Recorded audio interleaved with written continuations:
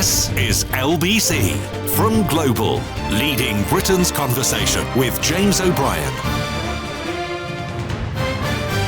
3 minutes after 10, a very good morning indeed to you. How do you want to do this? I find it fascinating. Politically, it's very interesting that Keir Starmer and Sadiq Khan are at genuine loggerheads. The Mayor of London really doesn't want the third runway at Heathrow to go ahead. A sort of massive £50 billion expansion of our can you have a flagship airport? Is that the right way of describing it? Our sort of national airport. And Keir Starmer, it emerges today, is absolutely committed to it. A shovel-ready plan has been submitted by the airport management that would see a 2-mile-long runway cross a diverted M25 and allow more than 750 additional flights a day over London. There's a little wobble for me there on a personal level. I live in the flight path, on the flight path, and that is unlikely to get better with 750 more flights coming in. I'm tempted to do a phone-in on the importance of airports, and I don't mean that logistically. I mean it almost reputationally, about what it says to an arrival about the country you are arriving in. Do you do this a bit? Do you sort of find that your first impression of an entire country can be based upon the airport that you land at? And if it's a little bit frayed around the edges, you step out of the terminal feeling a little bit different from how you would feel if it was shiny and new. I don't know. I've just sort of clocked myself doing that a couple of times. I remember as a kid, I didn't travel much as a kid. It wasn't really an option. It was sort of ferries and car trips to campsites in Brittany and that was in a good year. Otherwise, it was up to my great-uncle's cottage in Filey, just outside Scarborough. But when I did go on a trip with school and we landed at, I think, Zurich Airport, I thought I'd landed in the future. I remember being absolutely gobsmacked. There was a little place, and remember, this is going back nearly sort of 40 years or so, that they had seats with their own screens. You could go and sit somewhere in the terminal. I think it was Zurich or Geneva. It was definitely in Switzerland. And you had this little lounge where there were individual screens that you could watch. I don't think there was much on them, and it wasn't in English. But still, it was really exciting. It was like being in Star Trek. And I think that coloured my whole view of Switzerland for the rest of my life. But then again, we're not all 10-year-old boys, are we, going on our sort of first ever aeroplane ride? 6 minutes after 10 is the time. You land at some places in Greece, where I go quite a lot, and they're pretty ramshackle, actually, but it doesn't necessarily influence your entire view of the country. I think, and I suspect this is quite an important position, I think we need something huge and international at this point in our, you call it historical cycle. I really do. I think that it is wrong of the Mayor of London to resist the idea of a smashing great new development at Heathrow. It announces to the world that we are serious and forward-looking, and there are quite a few of you reminding me of my childhood holidays in Morecambe as well. It's nice to know that my anecdotes have a little bit of a shelf life. But what is it that I'm trying to articulate? It's like the kind of brand Britain. That's a dreadful phrase, isn't it? But brand Britain would be enormously enhanced if the first point of arrival were to be state-of-the-art, bang up to date, all bells and whistles, and exciting. Is that enough reason to support it? Does it also mean that elements of the conversation about global warming or carbon emissions or pollution have, as we've suspected on the programme a few times recently, have somehow been quietened, even among those of us who recognise the urgency of the situation? Environmental campaigners have called the Heathrow expansion a doomed scheme that would release millions of tonnes of carbon dioxide while benefiting only a small minority of rich flyers. And that, I think, is the perfect dichotomy. Thank you, Ian. You're right. The word I'm looking for is prestige. Is prestige something worth pursuing to the detriment of environment? 0345 60 60973. The idea that if you do build a new runway it will only benefit a small number of rich people seems to me to be close to ridiculous, not least the fact that you've got minimum of £50 billion worth of investment, which will go into jobs and infrastructure that people in this country will be doing. So you've got that growth element of the proposal on this side of the scales. You've got the prestige or the announcement to the world element of the proposal on this side of the scales. And the only thing you've really got on the other side of the scales is NIMBYism and environmental concern, which is a little bit misplaced because these planes are going to fly anyway. It's just a question of where they're going to land and where they're going to go. 9 minutes after 10 is the time. I don't know that the question of how important is an airport quite lands yet. So let's change it slightly to the question of whether or not we need in this country a whopping great statement of ambition and intent. And if we do, it's hard to think of anything better than a new runway at Heathrow. Hello world, it says. Come fly with me. Come visit us. We are here. That's what I like. That's the phrase I want. A whopping great statement of ambition and intent. And that is why, nearly 10 minutes after 10 this morning, I find myself feeling very, very enthusiastic about the prospect of something that at various points in the last few years I've been a little bit wobbly on. It was to go ahead, as you will remember, and then the plan was shelved temporarily because passenger numbers went off something of a cliff during the pandemic. Big battles about whether or not it would go ahead. A bloke called Boris Johnson, I don't know if you remember him, promised the people of Uxbridge that he would lie down in front of the bulldozers in the event of it actually being passed. But it overcame legal challenges. It overcame political challenges as long ago as 2019. And the shareholders in the airport are looking for the legislative change they need in order to press on. Rachel Reeves loves it. Strongly endorses the expansion. Keir Starmer loves it. He is at odds with the Mayor of London, Sadiq Khan. That means that we can have a conversation that is refreshingly free of political tribalism, because you can be Team Starmer or Team Khan, regardless of what you are in terms of political parties. And although I'm conscious of it being a potentially London-centric story, it's not, because it's about national prestige. You are flying to the UK, aren't you, through Heathrow? You're not flying merely or only to London.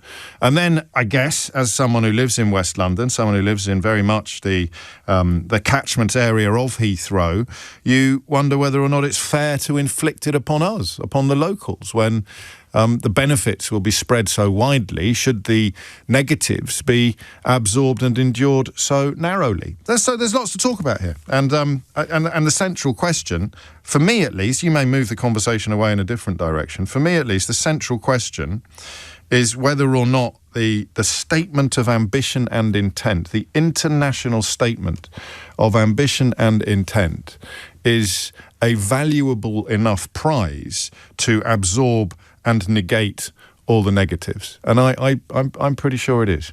What do you reckon? And do you agree? Do you agree with this idea that the country needs a sort of an announcement, a big banner, a sort of a flagship development, a prestige project at the moment, in order to perhaps just muster up, if you like, a sense of forward-thinkingness and ambition? 0345 6060 973 is the number that you need. Steve points out that it's a very interesting conversation to be having on a day when floods and fires are dominating other elements of the news. And he is absolutely right. There is the tension here between progress and environment. And that's quite an odd dichotomy to draw, isn't it? Because you would have thought that environmental change or environmental improvement would get filed under progress. And in many ways it does. But announcing to the world that we are open for business, that we're capable of delivering massive, prestigious projects, and that we are looking to the future, is strangely at odds with the idea that we shouldn't do it because we're worried about the environmental impact. I genuinely want to know what you think. I don't think there's a right answer or a wrong answer to this. I also recognise the pessimism of any project that involves massive infrastructure and investment in this country, with HS2 so fresh in our memories. But does that mean we give up forever? Does that mean that we consign ourselves to a future of pedestrianism and sort of second-class structures, when we should really be trying to lead, or at least look like, a major player on the international stage? Consider it a seed that gets sown, and from what grows from that seed, goodness only knows. So, simple question. Keir Starmer and Sadiq Khan are at odds over a third runway for Heathrow. The majority that the Prime Minister enjoys in Parliament is easily big enough for him to force through the necessary legislation. Sadiq Khan has said he will oppose it furiously, and that particularly for net zero reasons, and that the possibility of a legal challenge next year would delay expansion by years. I think Starmer can sidestep that with legislation. So which side are you on? It's not footballification, is it? Because they're both Labour politicians. Do we need a bigger, better national airport, national hub airport? And if we do, where better, where else to put it than Heathrow? OK? Hit the numbers now, you will get through. 0345 6060 973 is the number that you need. And we haven't done this for ages, so don't worry particularly about resurrecting, if you like, hoary old issues. If it's true to you, if it's relevant to you, if you genuinely don't want it because of the planes flying over your house, then your voice deserves to be heard as well. But for people outside London, I'd just push you, if I may, just towards that question of prestige and impact, and whether or not it sounds a little bit silly or entirely persuasive to you when I suggest that having a world-class, bang-up-to-date, brand-new, massive airport as the first port of call for people visiting these islands actually reaches parts that other infrastructure projects and even other PR ideas cannot reach. 0345 6060 973. James O'Brien on LBC. There is a question that underpins almost all. Well, no, that's not fair. There is a question that underpins a surprisingly large amount of the issues to which we turn our attention together every morning. And on Sundays, I should just say it. Is this a subject about which you know considerably more than I do? If so, ring in and educate me. Talking about third runways at Heathrow for as long as I've had this job. Talking about massive expansion of the flagship airport. Talking about political tensions. And it is, because Boris Johnson would be on the same side as Sadiq Khan on this one. And yet you'd have thought that for mayors of London, something that inflates the importance of London would actually be a net positive. But it isn't, from their point of view. But I don't really have... I wonder if anybody does, but I don't really have the full grasp of all the facts to pick a side. They are both relatively trustworthy politicians. They do not have a long track record of lying blatantly in the way that Boris Johnson does.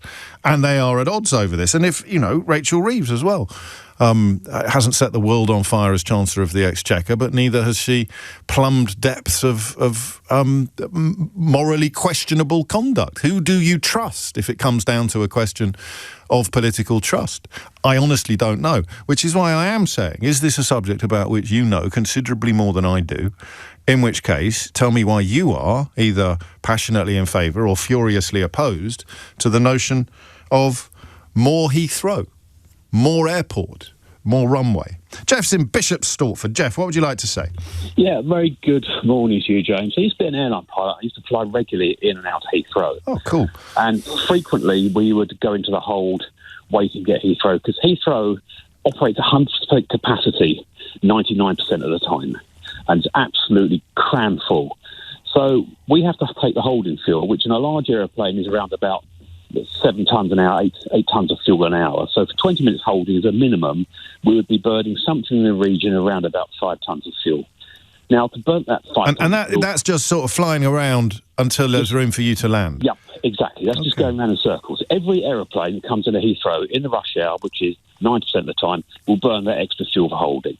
So there's 1,300 flights a day. So just work on the basis, say, 500 of those. So 500 times 5 tons of fuel. That's quite a lot of fuel. It's about... That's not an opinion, mate. That's counting.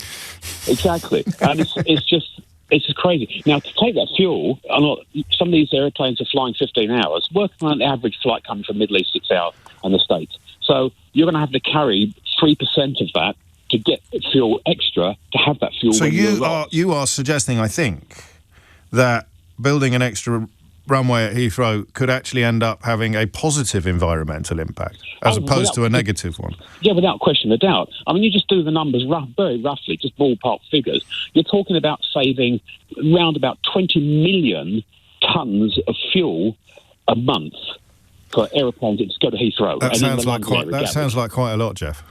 It is quite a lot, isn't it? I think I'm no expert, but that sounds like a lot. Yeah. But the other thing is that expense is put onto the airlines. So the airlines have to charge you more for your ticket because they're going to go to Heathrow. Well, yeah, you could be an early winner of this phone-in. I know, obviously, we're not knocking it on the head yet, but that's, the picture you paint is good news for the environmentalists and good news for the passengers.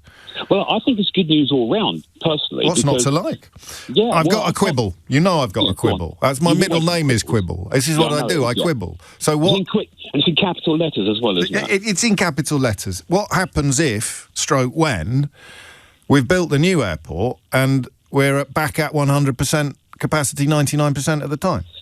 I don't think that will happen for a very, very long time. Heathrow has managed with 2 runways for around about the last 45, 50 years. It used to have 3, but they did away with the runway to the east of the airport that runs southwest, northeast. I don't know if you remember that. There used to be a runway there where they've got all their hangars and things. They did away with that because they didn't need it. Now, they need another east-westerly runway to do it. Doesn't need to be a long one. Similar to Frankfurt, they've got a third runway parallel, and it's a shorter runway which can take the smaller aircraft. The larger aircraft land there as well. And finally, Jeff, what's your response to that prestige question? Because you're better qualified than most to answer that. What it feels like when you arrive at an airport. Is it a little bit tragic of me to suggest that the statement that you make to arrivals begins with the national airport, with the hub, the main airports, or not? I don't necessarily know that that's uppermost in people's minds when they sit on an aeroplane for 9 hours. That's what all my colleagues said. But I think I'm just stuck in Geneva. Is Geneva a particularly nice airport, or Zurich? Can you remember? Yeah, but they're all nice down there, aren't they? Because they don't have very high taxes, and they got lots of money to spend on their infrastructure. Yeah, that's true. That's just me. I'm stuck age 11 at an airport, wandering around like I'd landed in the future, and that is not relevant. So the prestige question for you is completely dwarfed by the practicality questions. Yeah, it is. But you see, what you've got to look at is the airport going to serve the function that you want it to? Yes. Are you going to sit and go around for hours and hours and hours? And that would tend to put people off a little bit. I don't go to Heathrow. I'll go to Amsterdam or Paris where you don't have to do all that. Yeah. And then I can go on the train and spend another 3 hours travelling on the train, as opposed to half an hour going around in circles over the sky. But the good thing is, when the weather's good, they get to see London. You know, they get a tourist view of London before they even arrive. It's very true. I mean, you can on a good day, you can see my back garden. Actually, I'll give you a wave. How are your flowers doing? It's all under control. Yeah, I just realised. I've realised after 3 years in the house that I'm on a water meter, and so I'm reviewing my irrigation plans at the moment, having been somewhat hijacked by my latest bill. Jeff, thank you. It's 23 minutes after 10, and you are listening to James O'Brien on LBC. A few people making this point. Phil makes it pithy-ist. Why must everything in the UK be southeast based? Other UK airports should be invested in. Listen. The last thing I want to sound like, as a son of Kidderminster, Phil, is a London bore. But I just don't buy that anymore. I just don't think that's relevant. London is the centre of this particular universe, whether you like it or not, and it is the centre of commerce. It's where the city of London is. There's a clue in the title. I don't mean to sound patronising. When I mean to sound patronising, I'll let you know. But I don't know. As a child of the Midlands and the son of 2 Yorkshire natives, I get the irritation with the over-prioritisation of London, but I think on this issue, in this case, I just don't buy it. Maybe I'm wrong. 0345 6060 973. Tell me why we should build it somewhere else. But as Jeff paints a picture where there are pretty much no downsides, I wonder whether you would like to remind us that there are, and you can tell us precisely what they look like. Lee is in Plymouth. Lee, what would you like to say? Yeah, I think what you said earlier regarding prestige, actually, I'm on board with you there. Because I got married in America. So we went over 10 years ago, got married in America, landed in Vegas airport, which was nice enough. Yeah. We then went over and honeymooned in New York, and we landed at JFK, and I felt like I'd stepped back to the 80s. And I thought to myself, it was such a letdown. Thinking, this is New York. It's a forward-thinking, world-renowned city. And I just felt horrible when we arrived. The airport was so dated and so cumbersome, and just so old-fashioned that I think actually, do you know what? It did jade my opinion of such a nice city. And I think here in the UK, where we're looking, we're saying, we've had Brexit, we've had changes in our economy where businesses are fleeing the country. And you think, well, actually, let's send a statement that when you arrive in the UK, we're open, we're here to do business, we're a forward-thinking country as well. It's not often that someone beats me to the Brexit button, is it, on the show? But you've beaten me to it today, and you make a brilliant point, because one of the things I think that we haven't fully understood about some of the stuff Keir Starmer's been doing since he was Prime Minister is that he's been trying to restore order on the international stage, when for good or I think we all would say for ill, actually, but under previous prime ministers in the post-Brexit period, there's been a very strong sense of shutting up shop, of pulling down the shutters, and actually being quite insular and offensive as well to foreign partners, particularly in Boris Johnson's case. And so this becomes a sort of a statement of intent, a nod to the future. We are Britain, we are back, and we are open for business. I can't remember the last major policy change where I thought to myself, that sounds like we're putting the welcome mat out. That's a good phrase as well. And a third runway at Heathrow would definitely put us on that sort of trajectory. Do we just have to park the well-documented tradition in this country of massive infrastructure projects taking far longer than predicted and costing far more, and in some cases not even ending? Well, it's something that we've always battled with, but then again, so have other countries. And I think when you've got something which is based heavily in business, which I think international airport, you look at it, you think, well, there should be a bit more behind that. It's tried and tested in so many places. International airports, they're to a degree, they're kind of off the shelf. There's enough experience in infrastructure out there in other countries for us to be able to crack on with it. So I like your image of landing at JFK, and it kind of, I think LaGuardia is the preferable option if you're looking for something shiny. I don't know. I haven't been to New York for years. The political picture doesn't change in the United States anytime soon. It's highly unlikely I'll be going back again in the near or far future. But I that's nice. I like the way that we're divided on that. The question of prestige. Jeff, a former pilot, not buying the notion that this is something we should do almost for brand Britain reasons, and then passengers, mere passengers like Lee and me, or me and Lee, buying into the idea that it does make a sort of statement to the world, not just to the people landing there. We haven't had enough negativity yet. That's something you don't often hear on the news in the United Kingdom at the moment. Can I have some more negativity, please? 0345 6060 973. Specific to this phone-in. I don't want random negativity, but specific to the idea of a new runway at Heathrow. Remind us why it's actually a very bad idea, and why Jeff, in particular, is absolutely having a laugh when he suggests that the environmental impacts may actually end up being positive, and maybe explore further. I've never fully got this one off the ground, the old north-south divide thing. Do you like that? Got it off the ground? Yeah.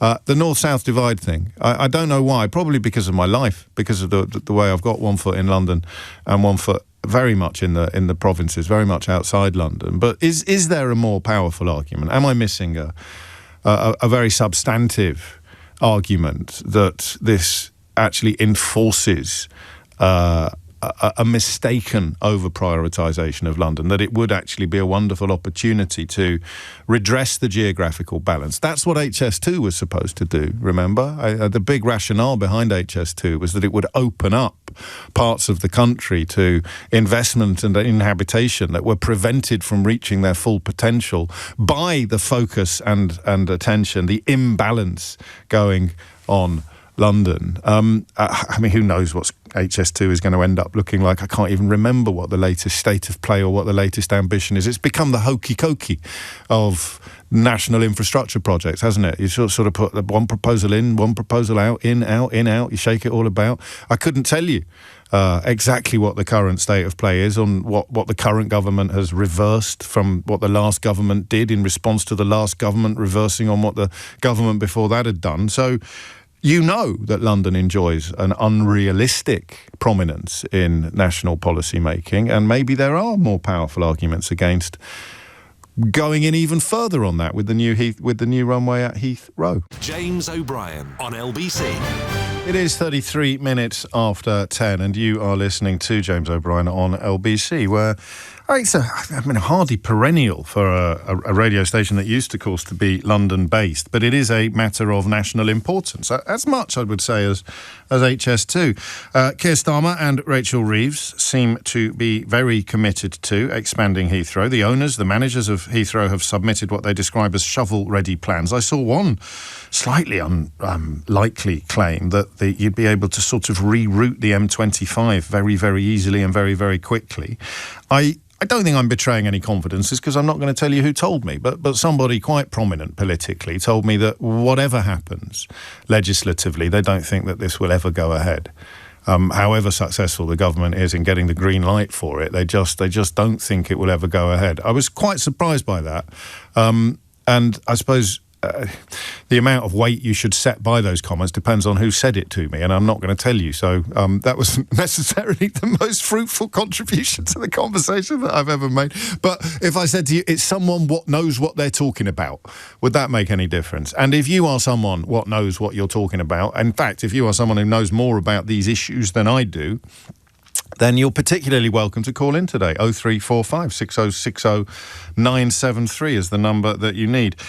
Patrick and Sue up next, at either end of the country, actually, one in Ealing, one in Sheffield. And a quick missing word round. This is one of my favourites in a long time. I've got no idea whether you're going to guess it or not. Please don't cheat, all right?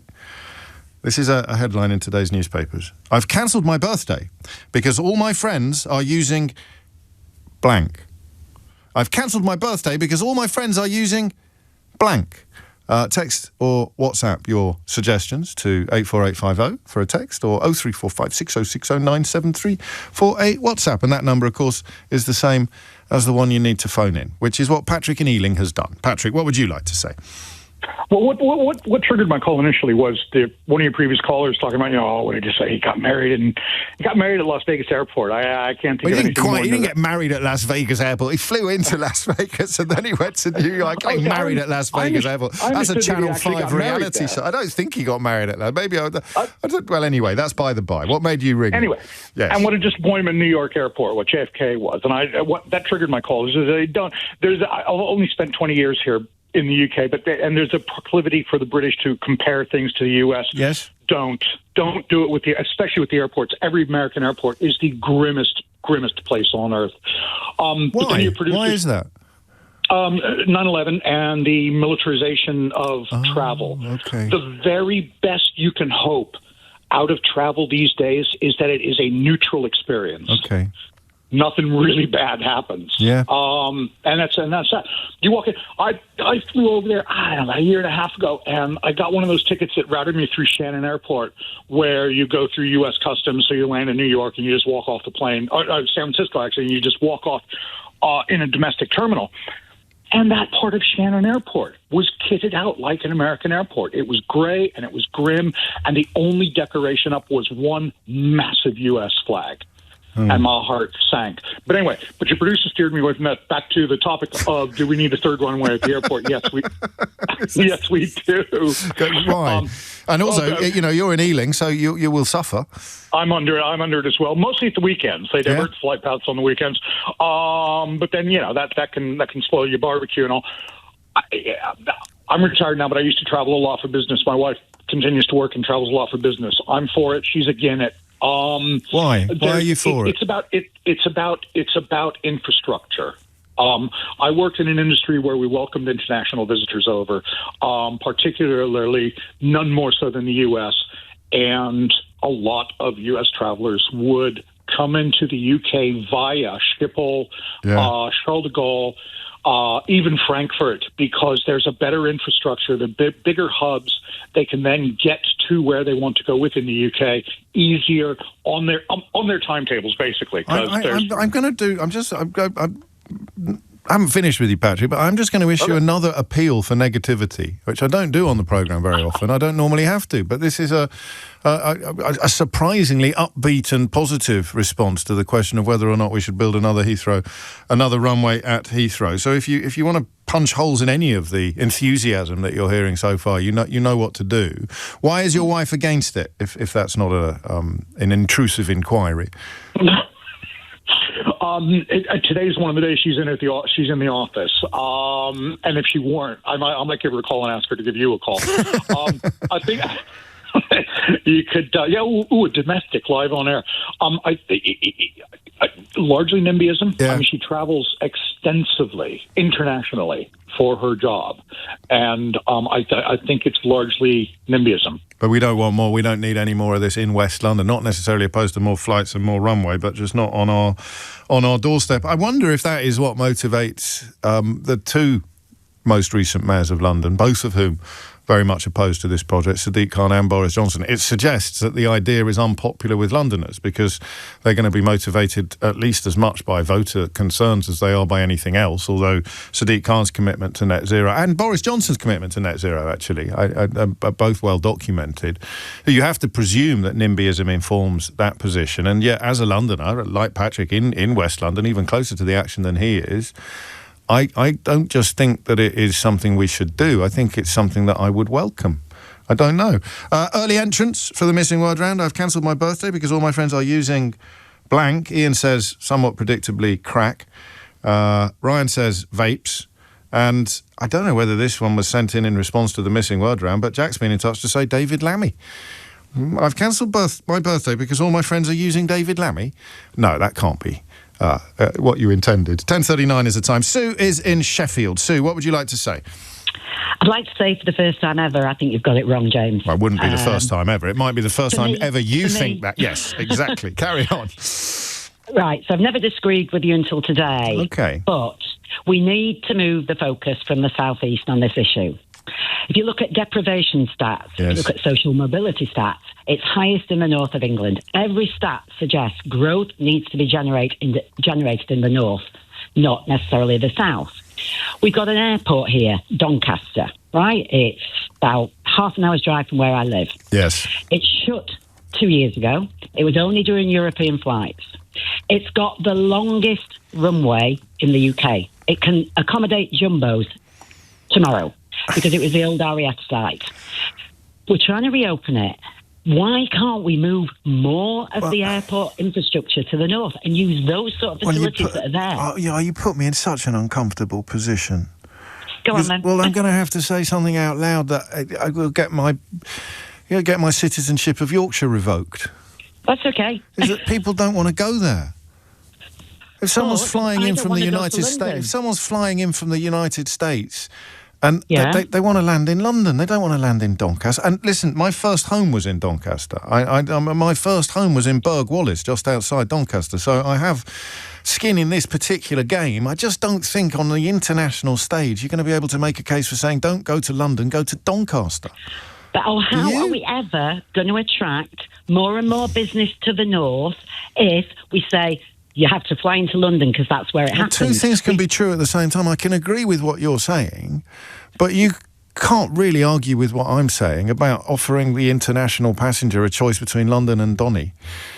I can't disagree, but if we want to build the north, right? And I'm a Sheffield born and bred girl. Well, so is my mum, actually. I'm desperately trying to harvest credit from the north of England. My mum is Sheffield born and bred as well. I don't know if you knew that. Why can't we put money into a Doncaster airport to give choice rather than spending 60 billion to tunnel into Heathrow, which will in the end go for 120 billion. And the rest, that airport could open tomorrow. Like I say, it's got the facilities. Why don't we just try to do more in the north, whilst I appreciate allowing stuff to grow in the south? Yeah, I think we're agreeing to disagree, but also agreeing to agree on bits, in that I would love to see HS2, I was all in favour of, because I understood the difference that it could make economically to parts of the country outside London by essentially making London closer, or at least easier to get to. And that had an irresistible logic to it. But would you, hand on heart, Sue, final question, would you want the job of selling Doncaster to people that wanted to fly to London? I'd give it a go. Yeah, would you? It's a volunteer position. There's no salary. Would you fancy it?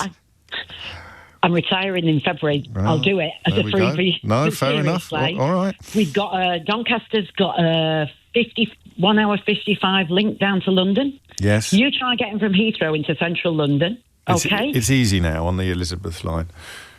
When it's working. It's always working. How dare you? Coming over here, denigrating our capital. What's this? No, okay. Listen, this is a friendly standoff, because I love the idea of government, and every government keeps promising to do it and none of them do. What did they call it? What was it called? Not spreading out. There was a word for it, wasn't there? That they were going to start reaching parts of the country that had been somewhat ignored or that hadn't been prioritised. It was a Tory plan. It'll come to me in about 20 minutes' time. I love that, but I just don't think this is the way to do it, particularly given how much of Heathrow is actually hubbing. It's people coming in and then flying off to somewhere else. It becomes and that, of course, is very good for our economy, because the airlines are selling tickets and people are using the facilities. But I don't know that you can use this as a way in which to revivify parts of the national economy that have been previously neglected. Sue, thank you. Richard's in Highgate. Richard, what do you think? Well, I'll tell you what I used to think and what I think now. So what I used to think was the Dutch are laughing at us. What? How dare they? Why? Well, people, this brings the north-south divide into the fore as well. If somebody lives up in Leeds... Sheffield, like Sue. They want to fly to America. Well, there used to be a flight from Leeds to Heathrow, and then they could connect on to America from there. That doesn't exist anymore, but what there is a flight to Amsterdam. I mean, almost everywhere in the country is connected to Amsterdam. Norwich is connected to Amsterdam, and from there they've got 6 runways and you can go to the whole world. So they're laughing at us for being so pedestrian. They're taking our passengers out of Heathrow and through the Netherlands, which might have nothing to do with their final destination, but they're taking that revenue. So just as if somebody wants to fly from Chicago to Berlin and there's no direct flight, which there isn't, then we would want them for the sake of our economy, and it kind of doesn't matter whether you live in London or not, but you'd want them to fly through Heathrow rather than through Paris or Frankfurt. Correct. So the new runway is a good thing. Oh, this is what you used to think. So from an aviation point of view, definitely makes sense. But I think, the point about reducing the time spent in stacks circling around London and that environmental point, I think that's a bit negligible compared to how many new flights there will be with the extra capacity. So that's an argument, really. Yeah, Jeff made that point. Well, I made that point to Jeff, and he kind of neither of us can prove it one way or the other. But my fear would be that the capacity increases at a rate of knots after the new runway has been built, and before you know it, you've got all the problems in the future that we have in the present. But I don't know, and you don't know. So what do you think now? Well, I think it's just not justifiable from an environmental point of view. I'm very surprised we didn't build the runway 20 years ago, but now, with net zero and target, it just seems completely the wrong thing to do. And that is very much the Mayor of London's position, the idea that it is absolutely unjustifiable on environmental grounds. I don't know how you argue with that, really, because it's a terrible thing for me to say. I kind of know you're right, but I don't think it's enough. I don't know whether I've been brainwashed by big oil or whether or not I've had been kicked in the head by a horse. I just don't see the link between the two. I mean, I know you're right. It is going to have an epic environmental impact, but if you don't feel the urgency of climate change without a new runway, you're not going to be sufficiently opposed to building the new runway, are you? No, exactly. And then just one final thing is I think that our air travel is subsidised a bit. It really surprises me that those subsidies couldn't just go into European train travel as well, and the investment could go there instead. I try to do long journeys by train occasionally. I've been from Berlin to London, down to south of France, places like that. And it's not a very smooth journey because it's not really designed for you to do that. What's your interest? I mean, you seem to fit very much that criteria of give me a ring if you know more about this subject than I do. Why do you have such knowledge and experience? It's because I'm a travelling musician. I'm a classical musician, and often your travel is paid out of the fee rather than extra, and so it's in your interest to know quite a bit about travel, and I've done that a lot over the years. So. What a perfect answer. That's almost like Mystery Hour. If it was, I'd give you a round of applause. Richard, thank you. What do you play? I think I've asked you this before. I play the organ and piano. Yes, of course. Thank you. I love the organ. I do this every time I speak to an organist. I don't know quite what comes of it, but it is something I'd heartily recommend if you get the opportunity. I presume you don't travel with your instruments. No, I have to borrow other people's. Terrible. It is, especially an organ. 10:48 is the time. 0345 60973 is the number. Just a quick apology. I think a couple of people picked up on that. I was trying to find a story in the newspaper, but it did, I grant you, sound as if I was unwrapping my fish and chips live in the studio. So you'd think after all these years I'd have got the hang of that. Indeed, Patrick puts it best. James, he writes, are you unwrapping fish and chips while live on air? No, Patrick, I'm trying to find a story in the Times about the amount of time the head of Heathrow thinks it would take to relocate the M25. James O'Brien on LBC. It is 10:51 and you are listening to James O'Brien on LBC. It's probably a timely moment to recognise that today is actually Yorkshire Day. I don't know if you are aware of this. Yorkshire is the finest county in England. Of that there can be no doubt. In fact, the BBC have got a headline which I think is the most perfect example of BBC balance that I've ever seen in my life. They published a headline 3 hours ago that says, it's Yorkshire Day, but what do Lincolnshire folk think?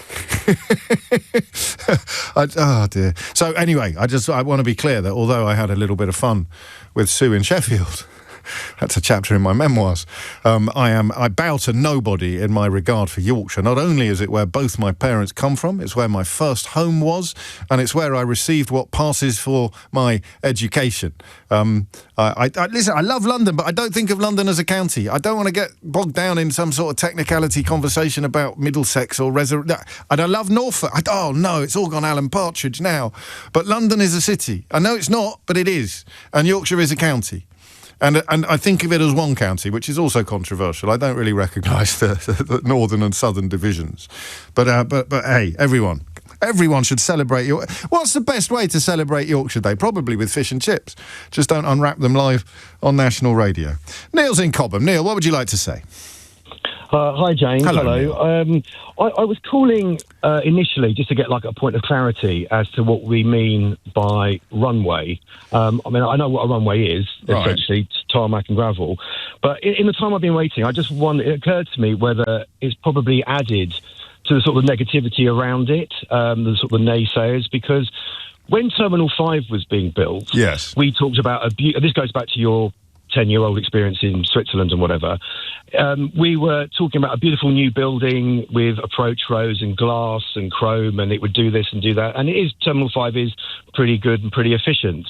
But all I hear with runways, are we just talking about a runway, or are we talking about a whole new terminal and infrastructure and expansion of the airport and jobs and shops and glass and chrome and all those exciting things?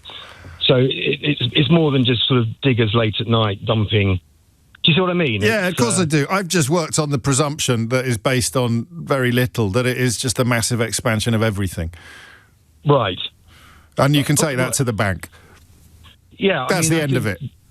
Yeah, fine. That's probably answered the question now. I didn't make it up exactly. I just thought it was kind of obvious, but I could be wrong. I mean, they're going to spend £50 billion. You know, they're going to put a runway over the M25.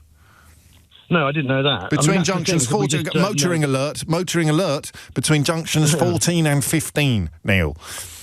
Brilliant. Well, that's exactly where it needs to be in keeping the motorway moving, doesn't it? But I mean, I think that's the thing, is that you're talking about that kind of level of investment, and what is it we're getting? Is it just a runway? No, it's a massive expansion of the whole shebang. So does that mean you're in favour of it? I suspect you probably are, or opposed to it. I think I would be in favour of it for the reason that you said. If it's the first sort of flag-bearing experience that you have when you arrive in the UK, and it's this wonderful walk through the terminal, and it's all very exciting and gives you, This is London! It's London! Yeah. Exactly what we want.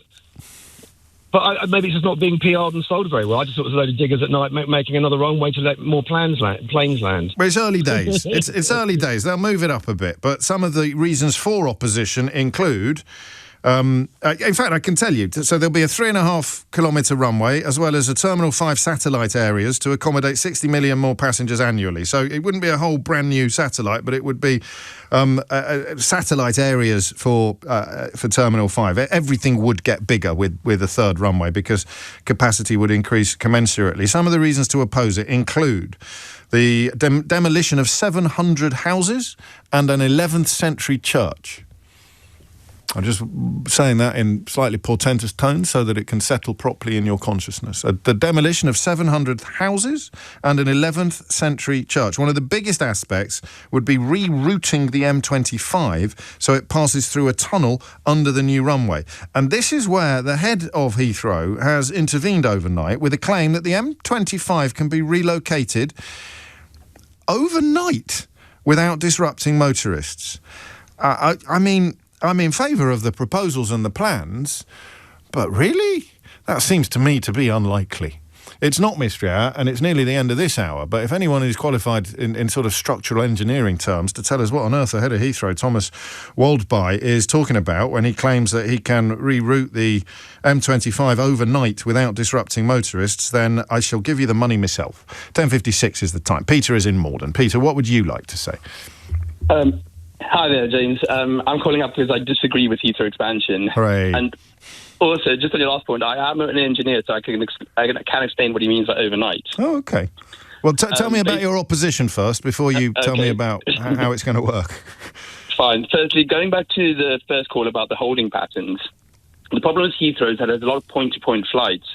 So by removing those flights, it can free up space so those planes don't have to go into holding pattern. And going back to what the woman said in Doncaster, by developing those regional airports, it can get rid of point-to-point flights. So, for example, there are flights that go from Heathrow to Newcastle. So people from Newcastle would fly to Heathrow and change and fly out to other destinations, whereas those people could fly directly from Newcastle out to some of those destinations. So what we want to do is develop regional airports so that it can free up space for those big hub flights to come into Heathrow to give it full capacity. It's not either or, though, is it? No, it's not, but at the same time, places like Gatwick could be developed better so that they could take in a lot more flights coming into London. Okay. So you could have sort of two big airports in London. And the other thing is just going back to the fire that happened recently near Heathrow Airport. So when that fire took place, obviously the entire airport was shut down. So if you had a big airport like Gatwick, so if you expanded Gatwick to have a second runway, you could have more capacity. So a lot of those flights that ended up having to be diverted across. I think that's what the Mayor of London's position is, that you may recognise the need for more capacity, but that it shouldn't be built at Heathrow. I don't have. I'm not going to lie to you, Peter. I don't have the knowledge to challenge anything you said, so I won't even try. But I would ask you, how do you do the overnight bit? How do you reroute the M25 without disrupting any motorists? I think I know, actually, now that I've said it out loud. But go on. What he means is that it's not just done over a single night. They do the building work at night time, so when the motorway is less busy and there's less traffic on, they can then do the construction work similar to... So everything is good to go. Everything carries on as normal while they build the new thing, and then at midnight on the relevant day, they shut down the old thing, open up the new thing, and nobody knows because, or you know, but it doesn't actually disrupt you in any way, shape or form. If you look at the A3 junction at Wisley... Motoring alert! Sorry, they moved the bridges in overnight. Bridges get built off-site, and then they just slide them in place, and then it's good to go the next day. Fantastic. I mean, I'm still in favour, despite your arguments, but that was the most interesting conversation about Heathrow expansion that I can ever remember hearing, let alone contributing to. So I thank you. And as Peter talks about bridges, it falls to me to respect Graham's wishes, but also to mark the significance of a moment in my home area, or at least the area where I grew up. Bewdley Bridge reopens today to two-way traffic. Did you know this? It's been shut for 8... Of course you did. It should be leading the bulletins. Thomas will probably tell you again in a minute. 18 months it's been shut to two-way traffic, Bewdley Bridge. You have no idea the difficulties that causes. There's no other bridge nearby. You've got to drive round all sorts of detours to get yourself in and out of that part of the West Midlands. But at 5 o'clock today, Bewdley Bridge is reopening to two-way traffic. Let joy be unconfined. James O'Brien on LBC. 3 minutes after 11 is the time. You're listening to James O'Brien on LBC. Well, we turn our attention next to a story that speaks directly to one of my greatest interests. So you can probably guess what it is, actually, but I've caught myself recently spending too long dancing around the subject before telling you what it actually is. The civil service, this is an order from the government. It is going to restrict civil service internships to students from poorer families. I may be slightly misremembering, but didn't we get a call yesterday? Did the lad who'd worked in a boatyard in Cornwall say that he'd hoped to get into the civil service? I think he did, didn't he? Well, we were talking yesterday about degrees, or the day before, about degrees and whether they are worthwhile, or whether we should be encouraging young people to think through other options. And we took a call from a lovely young bloke who just graduated. His name temporarily eludes me. I don't want to make any presumptions about his class or his background, but he talked about leaving school and going to work in a boatyard in Cornwall and then going off to do international relations and politics at university. And I think he said that he wanted to go into the civil service, but that he hadn't. It was another James, wasn't it? It was James meets James. That one in Bermondsey. I don't remember 100% certainty that he mentioned the civil service, but if it wasn't the civil service, it was the diplomatic corps or something like that. And lo and behold, we learned today that the main internship scheme at the civil service, which is designed to attract university students to the civil service, will now, and the key word here is only, be available for students from lower socioeconomic backgrounds. And how do you think they're going to decide what socioeconomic background you are from? The answer is the job that your parents did when you were 14. I don't know quite what to make of this. My initial reaction to it is, good. I am a huge fan of social mobility and we need a lot more of it. But immediately, the presence of the word only on this makes you think of, well, I mean, I don't know that this is tiny violin time, but won't anybody think of all the middle class people who've grown up dreaming of working for the civil service? I grant you it's a slightly older dream, but it's a real dream, and you might actually want to dedicate your life to public service. You might want to be a civil servant. And you are being told now, if you, for example, my children, are being told that that is a path that is now being closed to them. I presume there are other ways into the civil service, right? It's not going to be that every single person being hired, the specific internship, the sort of graduate entry internship for the fast stream, you get prioritised if you do well in your internship. So this is like the preparation. It's like the holding pattern, to go back to the Heathrow conversation, for the fast stream into the civil service. It's the step before entry into the civil service, but it is going to be confined exclusively to students from lower socioeconomic backgrounds, and they're going to decide that by looking at what job your parents did when you were 14. No young person, says the shadow cabinet office minister, whose name I learn is Mike Wood, no young person should be told they're not welcome based solely on leftist social engineering. I mean, leftist social engineering is an unfortunate phrase, because if he'd left it at that, if he'd said no young person should be told they're not welcome by the civil service in their own country, I think he'd have a more powerful point than the one he makes by referring to leftist social engineering. I've spent years trying to pin down with you precisely what we mean by working class, and we've never fully succeeded. I'm going to say something now that will make you snigger, But I genuinely think now that we're all working class. I had a bit of an epiphany when we were talking about the wealth tax this year. And I realised that you can divide the population into two. The population essentially consists of people who need to work to live and people who actually would be perfectly well off if they didn't work. And for me, the first category are working class. I know we mean a lot more by it than that. We're referencing background, parents, geography sometimes, education. I'm not sure we should. I think increasingly, as the distribution of wealth is squeezed and more people who live off capital become more and more rich, and the rest of us who have to go out every day and work, I don't quite know that it's fair in the... I suppose I'm flirting with the idea here that the middle class, what we historically think of the middle class and the working class, are actually a lot closer to each other now than they are to the moneyed class. Do you see what I mean? The idea that your parents' job when you were 14 would qualify you for a scheme that would be denied to me, for example, or to my children, I don't know that I am quite as enthusiastic about it as I thought I would be, or as I would be if it had been sold ever so slightly differently. How does that count? I mean, Kemi Badenoch thinks that she became working class the minute she started a shift at McDonald's. I don't know if you remember that extraordinary intervention. I don't for a minute claim working class status in the traditional sense, but in the sense that I need to work in order to keep to support myself and my family, we are all, aren't we, working class? I mean, has anyone ever calculated it?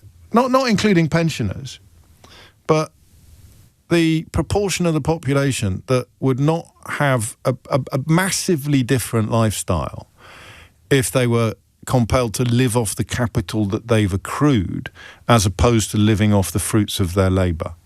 I think even people on quite high salaries would be finished overnight if those salaries disappeared and they had to somehow get by on the income or the interest. You see, Barry's been in touch, so do you remember Gary Stevenson? And it is partly the full disclosure that I did with Gary and reading his book that's made me think very differently about the middle class. His thesis is very much that wealth is now coming for the middle class. The working class have no assets left, effectively. Even their social capital has been taken away in terms of housing or in terms of community-based spaces or things that you would be able to point at as as having been bought with your taxes, even though you didn't actually own it individually, the NHS being the most wonderful example. And then you get to the current moment in economic cycles, the current moment in economic history, and people whose parents were comfortably off do not feel comfortably off. People who would once have progressed effortlessly onto the property ladder are not progressing effortlessly onto the property ladder. It's a really weird period of history, and it's one in which the key distinction should probably be between earnings from capital and earnings from labour. Sounds a little bit like Karl Marx, isn't it? There's a touch of the Karl Marxes to this, but the central point, I think, stands, doesn't it? Unless you're capable of living off capital, you have to work, and if you have to work, then in one sense of the phrase, you're working class. I just leave that with you as perhaps one area of interest, one area of conversation. And the question I've actually got for you is much simpler. It's a straight up, what do you think of this? If you are from a lower socio-economic background, you will get first and only dibs on an internship scheme that provides a potential fast track into the fast stream for the civil service. Good or bad? 0345 6060 973 is the number that you need. And actually, I've talked myself out of any reservations because you will still be able to apply for the fast stream of the civil service via traditional means. You just won't be able to apply for this internship that provides a sort of, well, I think I've put it pretty well, a fast track to the fast track, a fast track to the fast stream. And here's what I'd like to know. Here's the conversation that I need to have, because I have, obviously, the thing about privilege is that it is often invisible, and even those of us who are very conscious of privilege and fully, or at least try to fully appreciate the role that luck and serendipity plays in all our lives, you often can't see your own privilege. And I want to know why you think this is a good idea. I want you to tell me.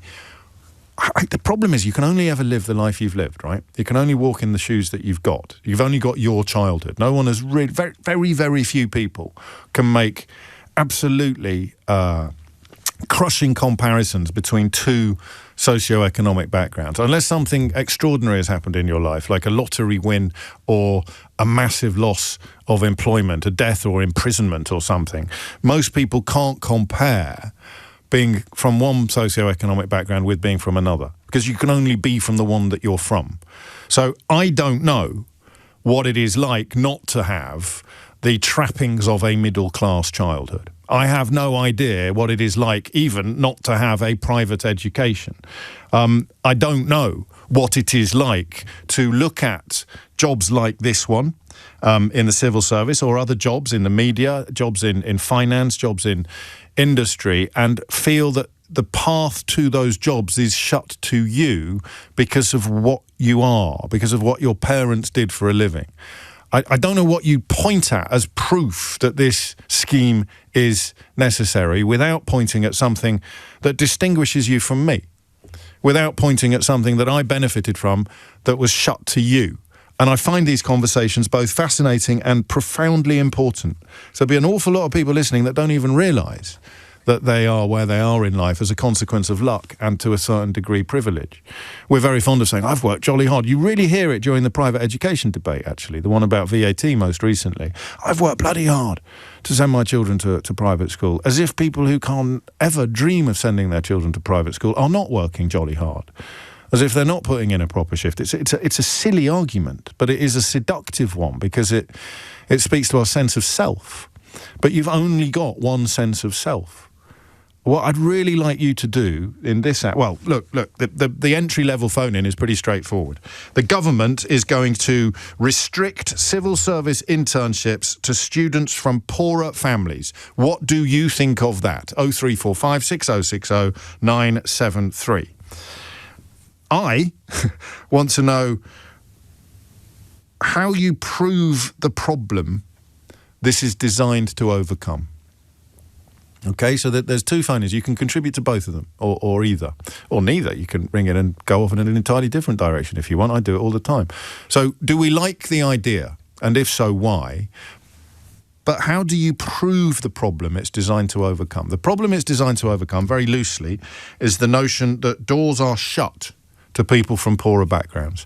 Doors are closed to young people from poorer backgrounds. Doors up to and including entry into the civil service. This will make it easier to get into the civil service. It won't get you into the civil service, it'll get you into an internship. But when you look at your own background and you compare it to the background of somebody like me, how would you prove the existence of the problem this is designed to solve? So what obstacles? What does it look like? Why would the fact that when you were 14 your dad did this job or your mum did that job make it much, much harder for you to get into the civil service than it would for somebody whose dad, for example, was a Daily Telegraph journalist like mine? 0345 6060 973 is the number that you need. That's what I want. The two things. The nice, easy question about whether or not we welcome this, and I do, but I don't want to sound patronising, because what I haven't got, despite being the trustee of a charity that is dedicated to helping people from poorer backgrounds into jobs in the media, actually, mostly in the digital media. I'll be telling you a little bit more about that when we come around to our next big fundraising push. So I get it, and I know that some of the differences, but I want to hear it from people on the other side of the fence, as it were. I don't have a list of jobs that would qualify as working class, but and according to income, it's going to be quite tricky these days because everybody's income seems to be coming down. I don't like the idea of describing it as leftist social engineering because it's simply trying to catalyse social mobility. And Pat McFadden, who is responsible for civil service reform, says that we need to get more working class young people into the civil service so it harnesses the broadest range of talent and truly reflects the country. Question, why is it harder for them to do so now? What do those difficulties look like? 0345 6060 973. And, I mean, looking at what Pat McFadden said, there's a part of me that says, why? In fact, let's stick that on the list as well. As if you haven't got enough to chew on already. What difference will it make, having more working class people in the civil service? Hand on heart, particularly if you're a civil servant. Why? Why is this desirable? What difference would it make to have more working class people in the civil service? I love the scheme because of the opportunities it gives to the people who will be in the scheme. But in terms of it being of benefit to the civil service as well, and from that you can easily say of benefit to the entire country, I've just got a little why. Why is it going to improve the quality of the civil service? What difference does it make to the civil service if it's got more people from poorer backgrounds on the payroll than currently? That might be a harder one to answer, actually, but I'm asking all those questions, and the number you need to answer them is 0345 6060 973. James O'Brien on LBC. A summer internship programme already exists, and you do get paid. Let me make that absolutely clear. And the new one will be the same. It will start in October. It'll start in summer of 2026. You can start applying in October of this year, and it will be restricted to students from poorer backgrounds. They will be the only people able to apply for 200 internships within the civil service that you would undertake in the holidays while you were still studying. Do we like this idea, or is it, in the words of one Tory, leftist social engineering? Why would the civil service benefit from having... I mean, it might be a self-evident question, this, from having a more diverse workforce, more socially diverse workforce. And the question I always find most interesting, because it shows me what the world looks like from your window rather than mine, what are the problems this is designed to overcome? What are the obstacles that are much easier to get past if you have a background like mine compared to a background like yours? Hit the numbers now, you will get through. Diane's in Tottenham. Diane, what would you like to say? Oh, hi, James. Hello. I'd like to explain that class, well, I'm sure you know, that class isn't just about income. Of course. You're not working class if you just work. And one of the things that strikes me is I used to get a lot of people, I used to teach sociology, and one of the things was that, you remember there was a young man who won the lottery when he was 19 and had spent it all within about 6 months. Well, that didn't make him middle class. Mikey Carroll. Yeah, that's the one. People used to think that they predominantly think it's income. And the reason why it's important that it's not just income is because in terms of the civil service, there is an awful lot of, a great lot of working class people who work for the civil service already, but they tend to be on the front line of services. If you go to a job, what used to be a job centre or Department of Employment or whatever it's called now, most of the people on the front end of it, who get all the abuse, of course, are working class people. It's the people who make policy in the civil service or advise on policy, and they are people who are overwhelmingly middle class because and overwhelmingly privately educated, which is a fairly good indicator of class. 59%, I'm being told, of the civil service is privately educated. That's 7% of the wider population, of course. So it's hugely disproportionate. Yeah, so it's important to, it's sledgehammers and nuts, really. I mean, of course it would be good if there were more people in the civil service who had some power, because class is really about power. But this is an internship that increases your chances of getting onto the fast stream, and the fast stream is a path to the kind of positions you're describing, the bigger jobs, the policy-making jobs. So in other words, what's not to like? But what's not to like is it's. I think that it continues the argument that class is about income, and it isn't, because there are a lot of aristocrats who have got no income. Yeah, but they're doing it by what job your parents did when you were 14. Can I ask what job your parents did when you were 14? My dad was a driver for the Times and Sunday Times, so he was very working class. You're in. But I was I can't apply. My dad was writing for not at the time, sadly. That would have been a lovely little juxtaposition of background, wouldn't it? But my dad was writing for the Daily Telegraph. But by the end of his career. My granddad worked for the Telegraph as well, there you go. He was in a trade which has disappeared now, which you've talked about before as well. But so I did really well. I mean, I left school at 15. Don't do that. Don't be all mysterious. What trade? Well, he was Nat Soper, so he was compositor and... on the print. On the print, Sorry. yeah. So I just need to be clear that I understand you properly. I think that this is, in the absence of a better idea, looking at what job your parents did when you were 14 is quite a good way of deciding whether or not you get on this scheme or not. It might be, but I just think in terms of my own family history, working class, labourer. And then I left school at nearly 16, but I ended up as a senior academic in a good university. I'm retired now. But when my daughter was 14, I was an academic, but when she was 12, I was a clerk in an office. Well, you're just causing trouble now. And the same with. When you were 15, you were the Marchioness of Tottenham. Yeah, this is a disastrous case study for the purposes of the. Examining the idea is not really helped by your very peculiar. What did Liam Neeson say in that film? Your very particular set of skills. But it's also about her dad. It's a generation. But how else are we going to do it? How else are we going to do it if not by looking at the job your parents had when they were 14? Well, you might like to look at sort of the economist's idea of ceteris paribus. I mean, you should know that from the LSE. Is that if candidates have good, can with some help perhaps present themselves, other things being equal, yes, then you should take someone whose background is working class. I agree with that. Yeah, because it seems to me that you do no favours to people who haven't. What am I saying? It's not as easy as it looks, is it? No, but you do no favours to people. No favours to people who are encouraged to do something that actually they haven't thought about. Yeah, that's why I love it all. And what was the thing that I should know about? Because I went to the LSE. What did you say? I missed the words. Ceteris paribus. It's the other things being equal. Oh, okay. So I haven't got the Latin. Well, I was taught Latin. So I was taught Latin as well, but I don't remember that bit. I'll look it up. Go on, carry on. Tottenham, I was taught Latin in a Tottenham primary school. There you go. Yeah. That makes you middle class. 11:26 is the time. Nicola's in Hartlepool. Nicola, what do you think? Hello, I think it's a great idea.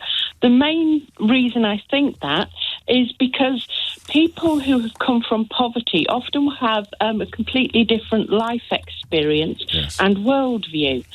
An example of that is I live in a terraced house whose front door opens directly onto the pavement. Yes. Where am I going to charge my car? This is a bit like Caroline Criado Perez's work about gender, isn't it? Is that if you build everything according to the male experience, you're going to exclude half of the population, and you're doing it on a socio-economic basis here, and it's really powerful. Yes, exactly. That's just one thing. Yeah. How am I going to charge my electric car? Where are you going to put your recycling?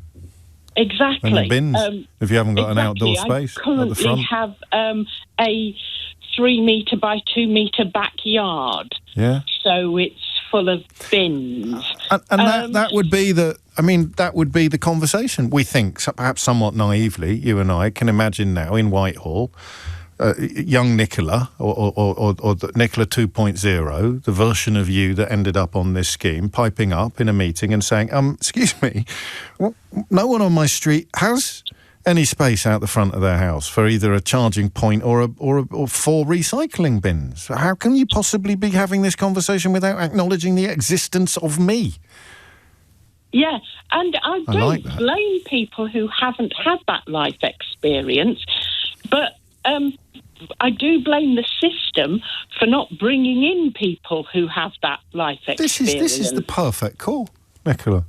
I love it when this. Well, between the two of you, you and Diane, I don't know why I wang on for so long in my introductions. If I'd got to you quicker, we could have set this up 20 minutes ago. We could have been up and running, couldn't we? This is absolutely perfect. And that idea, just that visual image of your front door, explains in a sentence why some Labour ministers, to quote the report this morning, have come to believe that parts of the civil service are too privileged with people who have come from similar backgrounds. And your example could spawn 100 more, couldn't it, if we sat down and thought about it?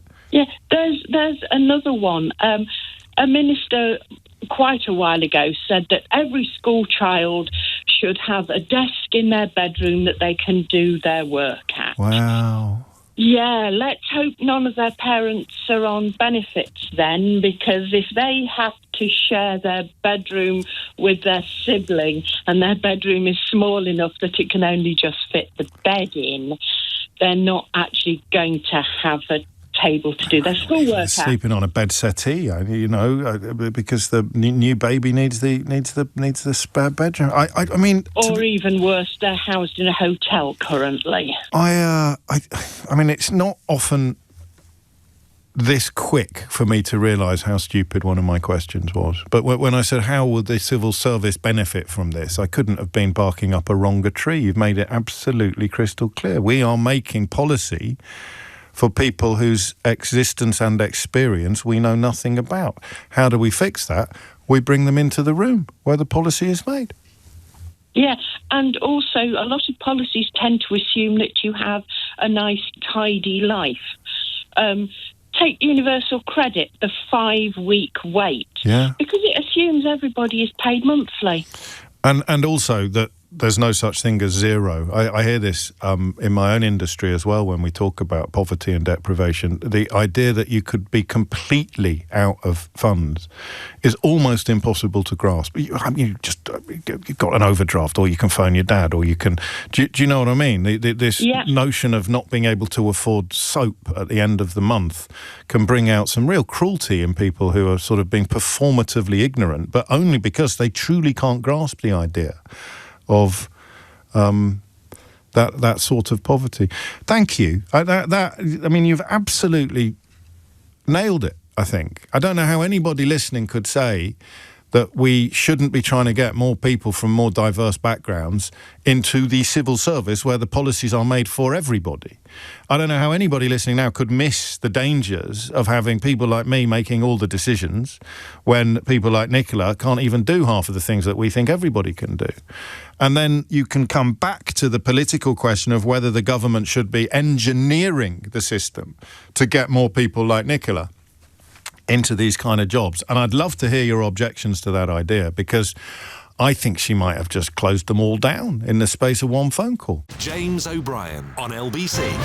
Yeah, I mean, what's funny about this phrase that the Tory shadow something has used, leftist social engineering, is that it ignores the absolute absurdity of the 7% of the population who are, and I use the word advisedly, lucky enough to have been privately educated, dominating the most prestigious and desirable professions. Look, not necessarily desirable to everybody, but prestigious is a relatively value-free term. So you're looking at the judiciary, you're looking at the diplomatic corps, you're looking at the media, you're looking at, in the case of this conversation, Whitehall and other public bodies. And the idea that 7% of the population that attended private school are miraculously and coincidentally best qualified to do these jobs is absurd. What words would you use to describe that process? Private education is the single most powerful engine of social engineering in the history of these islands. And yet when the Labour government suggests an internship for people from poorer backgrounds to help them get a possible foot in the door of the civil service, up pops Mike Wood, the Shadow Cabinet Office Minister, to describe it as leftist social engineering. Now, there are objections to it. I'm sure there are, and I would like you to share them with us on 0345 6060973. But that is such an unhelpful phrase. It's like this sort of dominant of online, permanently online, terminally online people who have just started using ridiculous language in so many different areas. Leftist social engineering to try and help the civil service get more poor people in it, or more people from different backgrounds. But if you really want to buy into that kind of lingo, then you have to tell me what words you would use to describe an education system in this country that reserves a huge proportion of the most glittering prizes, the most glittering professional prizes, for a tiny proportion of the population. 7%, in fact, of the population getting its hands on 50, 60%, 70%, higher, of the most glittering professional prizes this country has to offer. Either you believe that it is simply an extraordinary coincidence that the cleverest and best qualified people in the country go to private school, or the private school is engineering the system or the society to be spectacularly unequal. So I don't know how on earth you're going to be able to argue against the idea of opening up this tiny little door to this, how many people is it? 200 people a year, to give them some experience of civil service work so that they might consider going into the civil service, and if they perform well on the internship, then they get fast-tracked to the fast track. I'm not even joking. They get fast-tracked to the final stages of the fast stream selection process, which, and I tell you, here's an example of social engineering. My late friend Andy, whose memory the charity I'm a trustee of is dedicated to, I went to a comprehensive school in Rochdale. He will not have known about the existence of that scheme. And anybody who went to my school would have done. Right there, what are you going to call it if that's not social engineering? Here's an opportunity open to everybody, except people who've never heard of it, which is going to be, 80% of the population? 100% of privately educated people would know about this scheme. You're going to at me now and say, I went to Eton and I knew nothing about it. But you take my point. Social engineering is such an interesting phrase, usually wielded by idiots who don't understand what it actually means. George is in Victoria. George, what would you like to say? Good morning. Thank you for taking the call. I'm on a government scheme that is a fast stream. I'm from a working class background. I didn't go to university. I didn't go to private school. And I disagree that the civil service are going to implement the programme for these 200 candidates. And the reason why is because I think diversity of thought often comes through from different places. And I think when you're charging people... This is about diversity of experience, I think. Yes, absolutely. But I think those experiences are absolutely there. And those experiences bring in those diversity of thoughts. You heard the caller describing why any legislation that addresses things like bins or charging points completely ignores the existence of homes like the one she lives in and grew up in. So why, trying to get people with that experience into the decision-making process can only be a good thing, can't it? I completely agree on the side that we must have a varying perspectives across that. Yeah. What I don't think the right thing to do is to close down the opportunities for others. No, but we're not. You can still apply for the fast stream. You can still go through all the avenues that people well-versed and let's say loosely privileged can go down. This just opens up an avenue to the avenue for people who would not previously have been able to get there. It doesn't close down anything to anybody. It doesn't prevent anybody joining the civil service. Bad choice of my words. Not close down, but close it down to other people. So a certain background thing couldn't apply for that fast stream. Yes. But actually some people might have really innovative solutions. And I think innovation is what's so important to coming up with problems, because so often... But these things aren't mutually exclusive, George. We both accept the benefit of having more diversity of thought and experience in the decision-making process. It needs to be better than it currently is. How are we going to achieve that? Here's a wonderful way of achieving it that doesn't actually discriminate against anybody who might currently be considering going into the civil service. They just won't be able to avail themselves of a scheme designed to help people who wouldn't previously have considered going into the civil service. Absolutely, but I think the routes that I chose, that I went through these completely different avenues. And of course, as you earlier mentioned about all the rhetoric around, I worked really hard to get to those locations. I don't think any of that is a bad thing. But I think when you open yourselves up to a certain route in that says this is what we want, I think the sour taste that it can leave in other people's mouths is it takes a really, really negative rhetoric and can fuel so many arguments about the social class system we have in this country that I think is already concreted and embedded in such a dangerous way to then say, well, this is what we're only going to do. The governments have run schemes like this before. What is your definition of working class? I suppose I probably don't necessarily have a definition of what I think working class is, but you think you are? If you were to push me, no, I don't think I am. You said you now, were when you came. No, I don't think I am. No, I don't think I am now, but I certainly did when I grew up. I lived in a council house. My mother didn't work. My dad worked in an electrical business, and that wasn't particularly successful. He had his own business. Particularly, well, I'd say an own business in passing. But what is your definition now? I mean, this isn't a gotcha. You can just say I don't know. Sure. I mean, but when you said I came from a working class background, how would you define that? I suppose working hard without leg ups, without private education, because I think that does exist in this country, and I suppose that's what I'd say is the definition you'd push me for. So 93% of the population are working class. Well, I wouldn't necessarily say that based on my definition. Yeah, that may be the case, but other people would have a varying definition. And you don't think that the civil service should be trying to attract people like you deliberately to the exclusion of people like me? Not in that way. Okay. Not in that way. I mean, it's a view, and it's an odd one, really, because I'm here saying people from your background deserve more help than you currently get, and you're saying, no, we don't, because it wouldn't be fair on people like you, meaning me. And I'm saying I think it's perfectly fair. But so I guess in a way we're both speaking to theoretical versions of each other. I think people who are growing up in council homes with low incomes deserve preferential treatment in some areas of public life compared to people who went to private school and grew up in privilege and relative wealth. And I mean, I don't quite understand how that twain can ever meet, except to say that the scheme is not designed to keep me out of the civil service. It's just designed to get people in who would not otherwise have been aware of it or interested or minded to follow that course. So here is a scheme designed to help people achieve something that they can't currently achieve, and you're saying that's not fair on the people who can currently achieve it, which is, I mean, interesting, but certainly problematic. It's coming up to 2:45, and I'm not going to ask George about his accent, which everybody is insisting that I do, because the way that people talk is entirely their own business. James O'Brien on LBC.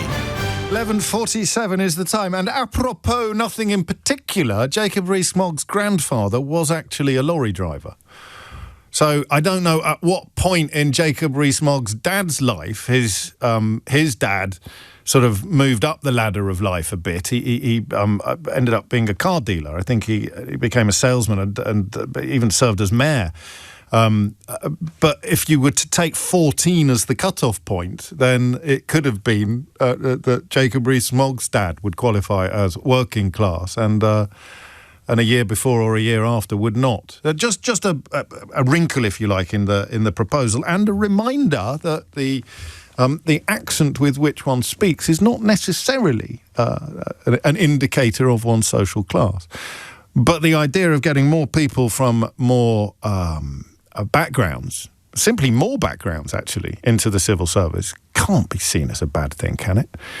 Whatever the backgrounds are, we just want more of them. A country in which the people have lots of backgrounds should be governed by a system in which all of those backgrounds are reflected. And at the moment, they are not reflected. So 200 kids a year doing essentially paid work experience within the civil service, as long as they come from a working class background, will, if they perform well, be given an opportunity to apply for a fast track that people who go to schools and universities like mine know all about already. What is not to like? Ryan's in Southwark. Ryan, what do you reckon?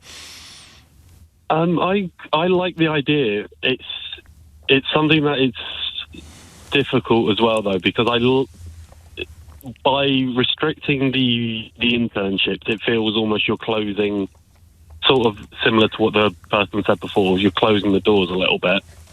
But I also agree with what the outcome of it does, because people from private schools like yourself will be told about these sort of internships, will also maybe not be coached, but be shown how to interview very well. That's very true, yes. And I think that's where this disparity comes from, is you say people from private schools go to end up getting these higher jobs, and with a graduate market where you've got thousands of people applying to tens of jobs or even a singular job. Yes, exactly that. And it gives you a facility. I think a Conservative politician in the last government called it a public school swagger, which is an unhelpful phrase, because it points to arrogance. It can be something more attractive than arrogance. It can just be a quiet confidence that is often learned and not even always reflective of what's going on beneath the surface. But your position does puzzle me slightly, as with George before, in the idea that the system is obviously rigged. So how can it be unfair to try to de-rig it a bit? How can it be unfair on the beneficiaries of the rig? In my head of how we see diversity, and anyone can apply to these things, and you should just restricting it from certain people based on how their income of their parents. But it's restricted. It's restricted to huge swathes of the population based on the income of their parents. But because of the intangibles, because of what you're describing, because of the stuff that you learn by dint of privilege, by osmosis, the osmosis of privilege, I'd call it, Ryan. The stuff that you are just absorbing because of the environment that you're growing up in, is advantaging a tiny proportion of the population in ways that the rest of the population will never even know about. And so an attempt to try to address some of that awful inequality, that baked-in inequality, to portray it as discriminating against the beneficiaries of entrenched privilege, I find it almost poignant, actually. It's sad to me to hear you say that. But it comes back to the idea that anyone can apply to those positions. But they can't. And I get that. I mean, technically, that might be true, but the figures show us that it isn't true practically. No, I think that would be interesting to know, though, because you have so many people apply to these positions. 44% of the civil service comes from the 7% who went to private school. You break it down further, and you're looking at things like permanent secretaries in the civil service. 59% of them went to private school. Yes, and that's why I like the outcome of this policy closing it. I don't like the way that it closes by restricting it from people in general. Just like if you were to say, this is the wriggle, isn't it? Because I do understand what you're saying. I passionately think that you're wrong. I think that if you want to address inequality, then you can't advantage the losers without also, in these tiny spaces, disadvantaging the winners. You can't increase equality without reducing privilege. Yes, possibly. I might record that as a sound effect. 11:53 is the time. Suzanne is in Westcliff-on-Sea. Suzanne, what would you like to say? Hello, hi. Well, I think I welcome this. I think it's a great idea. For the simple reason being, there are some really stupid, privileged people out there, and there are some really clever people who are not privileged. You're right. That is a very simple reason, and it's entirely irrefutable. Well, it's simple because your brain. I've got 4 children, 4 girls. I hope they're not listening. 2 are highly academic, 2 are very arty-farty. Right. Now, but they're both, the 4 of them all brought up the same privileges. It's to do with your brain. It's to do how clever you are. You don't want stupid rich people working for, the government or... Should we really be discriminating against the stupid rich people, though? Susanna? Yes, we should discriminate. Yes. It's between how clever you are. We don't want stupid people running the country. No, to be fair, you're not going to pass the civil service exams at all if you're stupid. So, exactly, I mean, there might be... Exactly. Well, so it doesn't work in this case, does it? Well, it does, because it filters out a lot of stupid, privileged people.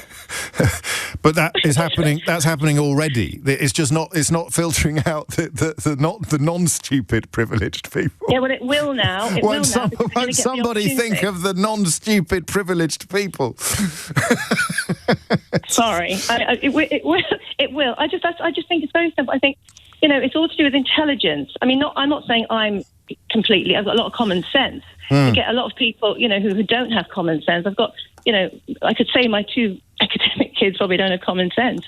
The two non-academic ones have lots of common sense, streetworthy, know what's going on.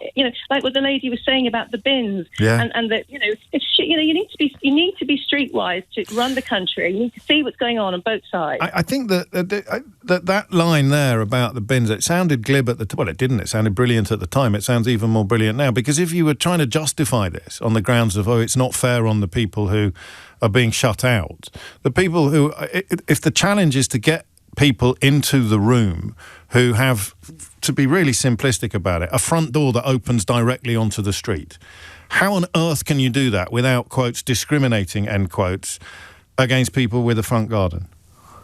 Well, if you've not lived it, if you've not been there, you've even seen it. You can't do it. You can't get them into the room unless you're telling people who've got a front garden that they're not coming through this particular door into this particular room at this particular point in time. We've got loads of people in the room with front gardens. We need people with no front garden. Therefore, this scheme will directly appeal to that section of society. Yeah. Well, I mean, I'm lucky I've got a driveway and I've got two big wheelie bins. That's what we need more. Yes, exactly that. Thank you. I think that is it. This is wonderful calls. Why do I always come away from an hour where there's been a disproportionate number of female callers feeling considerably more enlightened than I do when there's been a disproportionate number of male callers? I don't know, but that is generally, not always, that is generally what happens. And there it is. There it is. We are in a room making plans for the population, but we haven't got anybody in the room who lives in a house or grew up in a house where the front door directly opened onto the street. And that changes quite profoundly the position or the policy that we're talking about, because we're talking about sticking power points for your electric car somewhere accessible. We're talking about, and you can't even guarantee that you're going to be parked outside your own house. We're talking about bins and recycling and the place and the necessity of having storage room for them. And we haven't even contemplated the existence of millions of people whose front doors open directly onto the pavement. How are we going to fix that? Easy. We're going to open up a scheme that is exclusively open to people whose front doors open on to the street directly. You can't call that leftist social engineering. It's common sense. But of course you have to couch it in the language of the civil service, which allows people like the shadow Cabinet Office Minister Mike Wood to describe it as leftist social engineering, of which the logical conclusion is, if you want to know what it's like to have a front door that opens directly onto the street, then ask an old Etonian. That's the logical conclusion of that kind of language, that kind of, to paraphrase the last caller, that kind of stupidity. Christine's in Liverpool. Christine, what would you like to say? Yeah, I think any opportunity for a young person moving forward is a really good thing, especially one with no leg ups or anything like that. So if they can get into something like this, it's absolutely brilliant from both aspects. Because it improves the civil service and it improves social mobility, it improves equality. Absolutely. And it gives an opportunity for everybody.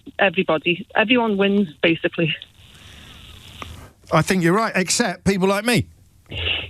Well, you're doing okay, James. I can't complain, but I mean, that is the theoretical. There's the point that George was trying to make. I'm not sure he quite landed it. The idea that this is shutting down an avenue to people who don't need it is therefore something to be mourned or pitied, which is odd, right? Because we don't need this avenue. Therefore, how can it possibly be discriminatory to say you can't go down it? Well, it's like, and I also think it's the bridge from school to university and things like that. These young people have not got a clue, really, how to move forward once they've left school.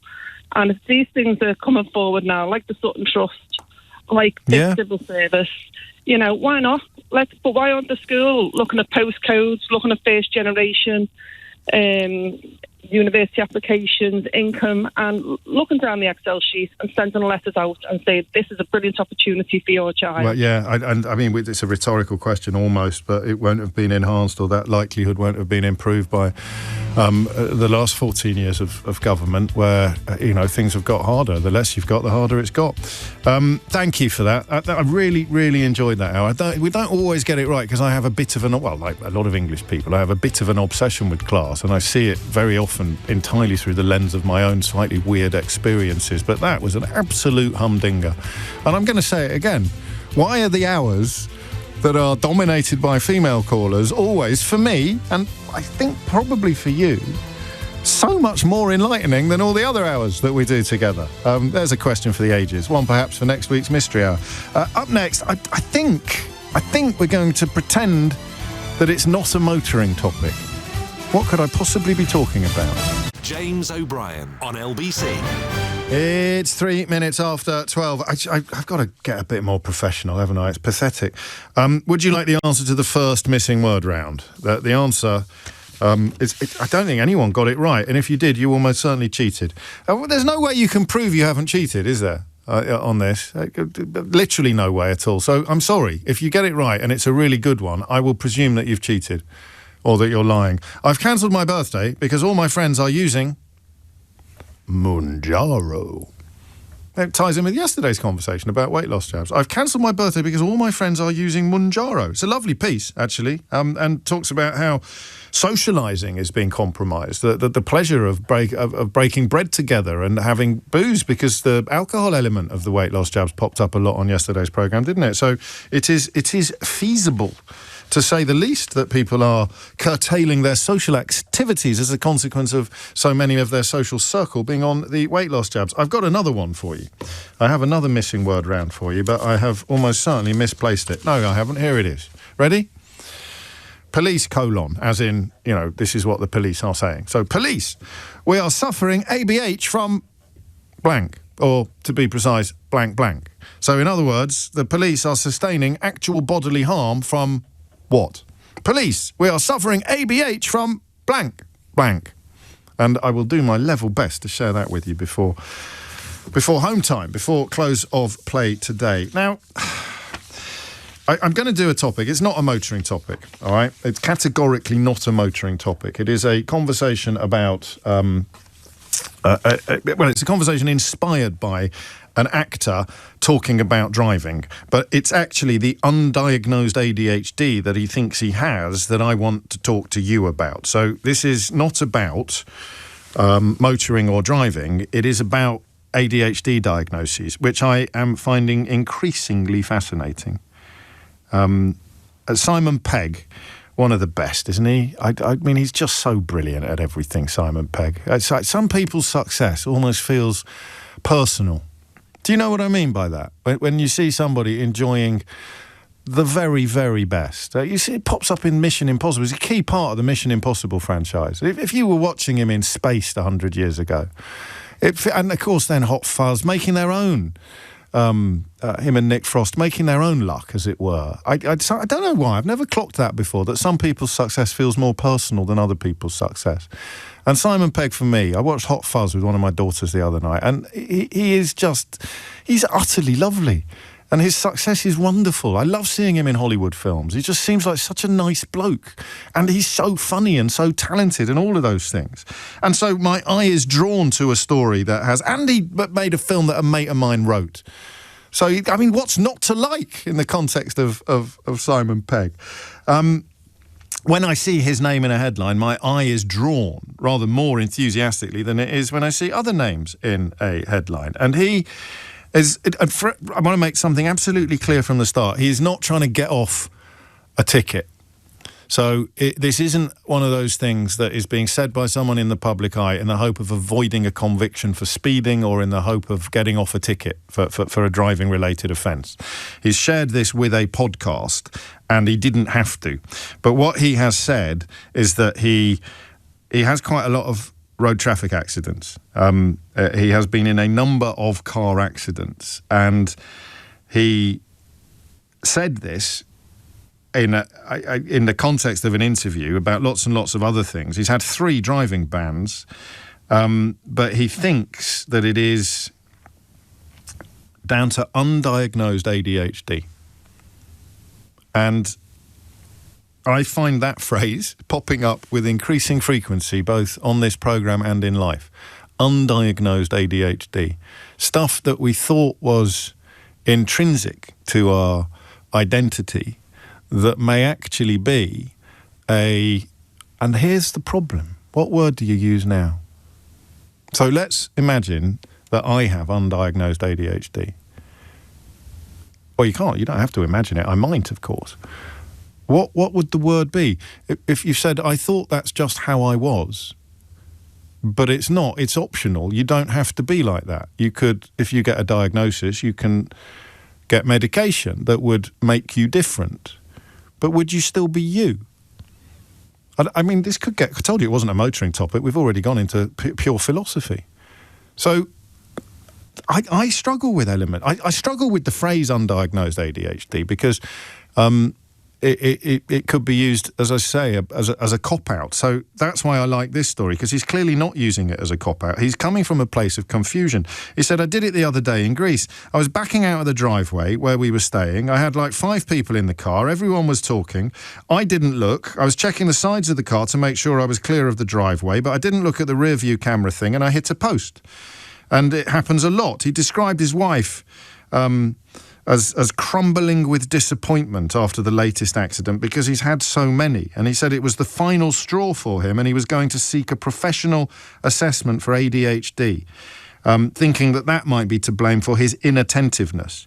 I've been banned from driving 3 times, he said, because of totting, like your points mount up. His daughter was looking stuff up on the internet and found that people with ADHD have a lot more car accidents than others. It's because of a lack of focus and ability to kind of totally focus. I need to speak to a psychiatrist and find out for sure if I have this thing. I'm uncomfortable, not with anything Simon Pegg has said. I don't think I could have been more praising, could I, of him, both as a performer and as a person. And I think, thanks to you largely, and the messages you've sent me and the links you've sent me, it's quite likely that I'm in the same category, although I don't drive much. In fact, I barely drive at all. I went through a brief period of driving. I wasn't very good at it. And I did have a couple of accidents, very minor accidents, like knocking off a wing mirror or one hitting a same accident, actually. I don't know whether it was down to a lack of concentration or whether it was down to an undiagnosed ADHD. But I find it increasingly fascinating because what I can't do is distinguish between the undiagnosed person and the diagnosed person and the change that the diagnosis will bring about. So if Simon Pegg goes and gets a diagnosis and he receives, would he receive medication for that would make him a better driver? He'd be able to concentrate better. If I got a diagnosis and I got medication, would I find it much easier to write my next book instead of finding it almost impossible to knuckle down? I can do this job. This is hyperfocus. You literally can't get distracted when you're doing this job. We're all going to make mistakes at times, but the level of focus you need to do it is a little bit abnormal. This is not a normal way either to make a living or to live your life. 3 hours every day, the light comes on and that's it. You're on your own until Sheila gets here at 1 o'clock. It's mad when you think about it. So, spoiler alert, the best thing to do is not to think about it in that way. But if you then got diagnosed and treated, would Simon Pegg lose some of the magic that has made him the massive talent and success that he is? Does that make sense?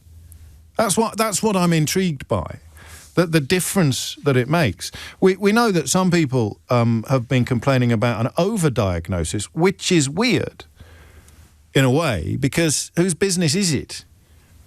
Apart from the person who thinks that they've got it and seeks out a diagnosis. So it's a fairly obvious phone in this, if you haven't worked it out already. It's what difference does a diagnosis make? And I presume it's a spectrum. I presume that there's a low level of ADHD and quite a high level of ADHD. One day, I'll do a phone-in about why you think I've got it. But I don't really want to do that today. What I want to do today is find out what difference a diagnosis would make to somebody like Simon Pegg. Is it a relief to discover that the reason why things happen in your life is because of how you are wired, rather than because of how... well, what else? What else would it be? Bad luck? Bad judgment? I'm relieved to find out that it is how I'm wired. I mean, there are dangers here as well. If somebody is really having a lot of car accidents because they've got a diagnosable and treatable condition, then utilitarianism and public safety demands that we encourage diagnosis and treatment because it will minimise the likelihood of being in an accident, of having more accidents. Here you go. James says, I work in sales and I have ADHD. I worry I'd lose my edge if I took medication. So that's all I want to know this hour, is what difference a diagnosis makes, for good or for ill. And I wonder if there is any ill. I hope I've properly communicated what it is that troubles me about this. Part of it is suggesting to people whose lives are truly blighted by this condition that, you know... loads of people have got it and it's not that big a deal. That's why I use the word spectrum. I hope I use it accurately. But somebody who is... You see people who you can almost spot the moment of regret. They'll do something in a flash of moment and almost immediately regret it. I've got young people in my life, 2 in particular, who fit very much into this category, and they are among the loveliest children you could ever hope to meet. But if you think back to your school days, you'll remember the kid who was constantly in trouble and didn't really deserve to be, but did keep doing naughty or silly things. And would almost, in the moment of doing it, it's a bit like anger. Is it a bit like anger? You know, if you have a very short fuse and... You lose your temper, and in the moment of losing your temper, you regret losing your temper, and yet you had no ability to control it. You couldn't quite... I've done it again, and it's ruining everything. It's not making anything better. That's what I want to know. What difference does diagnosis make? And we'll use Simon Pegg as a way into it, but I don't want to get personal about him or about what he said. I suspect he'll be slightly taken aback by the amount of attention that these comments have received, but they're very much of the moment. Undiagnosed ADHD is something that is fascinating to an awful lot of people. And I also think, on a very personal basis, I think that overdiagnosis, as Callum suggests, is just another way of saying historic underdiagnosis. Do you know something embarrassing? Shall I tell you something a bit embarrassing? When I started doing this job, and I don't know whether you will find this hard to believe or not, I was a fully paid-up member of the, we just called it Naughty in My Day club. I was actually a fully paid-up member of some of these conditions and diagnoses being confected excuses for poor discipline and poor behaviour. Oh, you can't control yourself, you can't behave. Are you going to call it ADHD, are you? Right, yeah, we called it Naughty in my day. Nothing a good clip round the earhole wouldn't trust. I think it was like a post-traumatic response to being beaten at my school for being naughty and trying to convince yourself that it was actually your fault. But the difference between where I am now and where I was then is absolutely huge. But there's still further to go. And the way to go there is this question here. What difference does the diagnosis make to you, and therefore potentially to somebody like Simon Pegg, or even, quite possibly, me? 0345 6060 973 is the number you need. James O'Brien on LBC. It is one of those areas, isn't it, that feels underexplored, let's say. You get some fairly lazy but loud voices saying, oh, we just called it Naughty in my day, and you get some genuine fears about TikTok diagnoses or people chalking up to neurodiversity, something that isn't actually a consequence of neurodiversity. But the difference between being diagnosed and undiagnosed remains, I suspect, acute, and I'd like you to tell me what that difference is. 18 after 12 is the time. Let's go to Richmond. Maria's there. Marie, what would you like to say? Oh, hello, James. Hello. I'm so excited to talk to you. Well, it's not going to live up to your expectations, Marie. Let me let you down gently. It always does. I was a very late diagnosed ADHD, so I'm 66 now, 67 in a couple of weeks, and I was diagnosed at 62. Gosh. My whole life was a mystery to me because I also have aphantasia, which is the inability to visualise. And those two mixed together mean that I find it very hard to remember things. Okay. So now I'm going to get all muddled up. But going back to the I'm here driving... to help you. I'm here to help you. Why did you seek a diagnosis at 62 years old? Well, because I'd struggled. I'd had several breakdowns in my lifetime, and after the diagnosis, I realise now that it was due to, overwhelm. So Okay. I'd be masking. I had quite a high-powered job. Well, not high-powered, but I worked in social security in Australia, and it was a very stressful job. Okay. And I was, managing large teams of people, that sort of thing. And every now and again, after a few years, I'd have this big breakdown. Wow. I'm sorry. And that's okay. I mean, life is great now. Well, that's what now. I was coming to. What difference has it made? When I got the diagnosis, it was like a relief because, I'd received a lot of criticism in my lifetime. You're lazy, you never shut up. Yeah. I was terrible at school, and it was worse because my dad was a teacher. Well, not a teacher, but he was on staff there, and it was always like, "Oh, Marie, why can't you be more like your father?" And that sort of thing. I didn't live up to expectations. My parents had a high expectation from me academically because I tested quite high. For basic IQ, basic intelligence, Yeah. and yet when that's then put through the mangle of formal education, the results were not what they would have been expecting. Well, I only got to the equivalent of O-level. Okay. I passed it all fine, but with, no study, nothing. But I could not behave in a class. As hard as I tried, I just could not. So when I got the diagnosis, it sort of explained all of that. And the other big one it helped me with was about my anger. So I had anger problems, and I would have tantrums. I'd have public tantrums, and I'm just so relieved that in those days there were no digital phones. Otherwise it would have been smeared all over the internet. Oh, so you'd have a meltdown, as it were, and someone might have filmed it and you'd have been really embarrassed. So do you the diagnosis involved medication, did it? It did, but and I had it for a while, but I didn't like it. So what it did is, as I'm an older woman, I suffer from a much drier body these days, and the mouth and the nose. Oh, okay. And when I took the medication, it just, after a few hours, I could not make any moisture in my mouth. Ugh, you poor thing. So even without horrible. the medication, the diagnosis itself is liberating. Yes, but I will add to that, I decided to go on to Prozac. Okay. Because I also had really big problems with mood regulation. Gosh. And you've gone 60 years without having a name or having a knowledge of why. Did you know that? I mean, here's the thing I've got, Marie. Here's the problem I've got. I'm going to use a phrase. All right, you ready? Yeah. I'm going to use the phrase "the real you." So, did you spend 62 years not being the real you, and you are only the real you now? Or did you, at the age of 62, stop being the real you and become instead the diagnosed version of you, which is different from the real you? Who's the real? Where's the real Marie? I think this is the real Marie now. Right. I think when I was very, very young, I was closer to the real me, but peers and life intervened.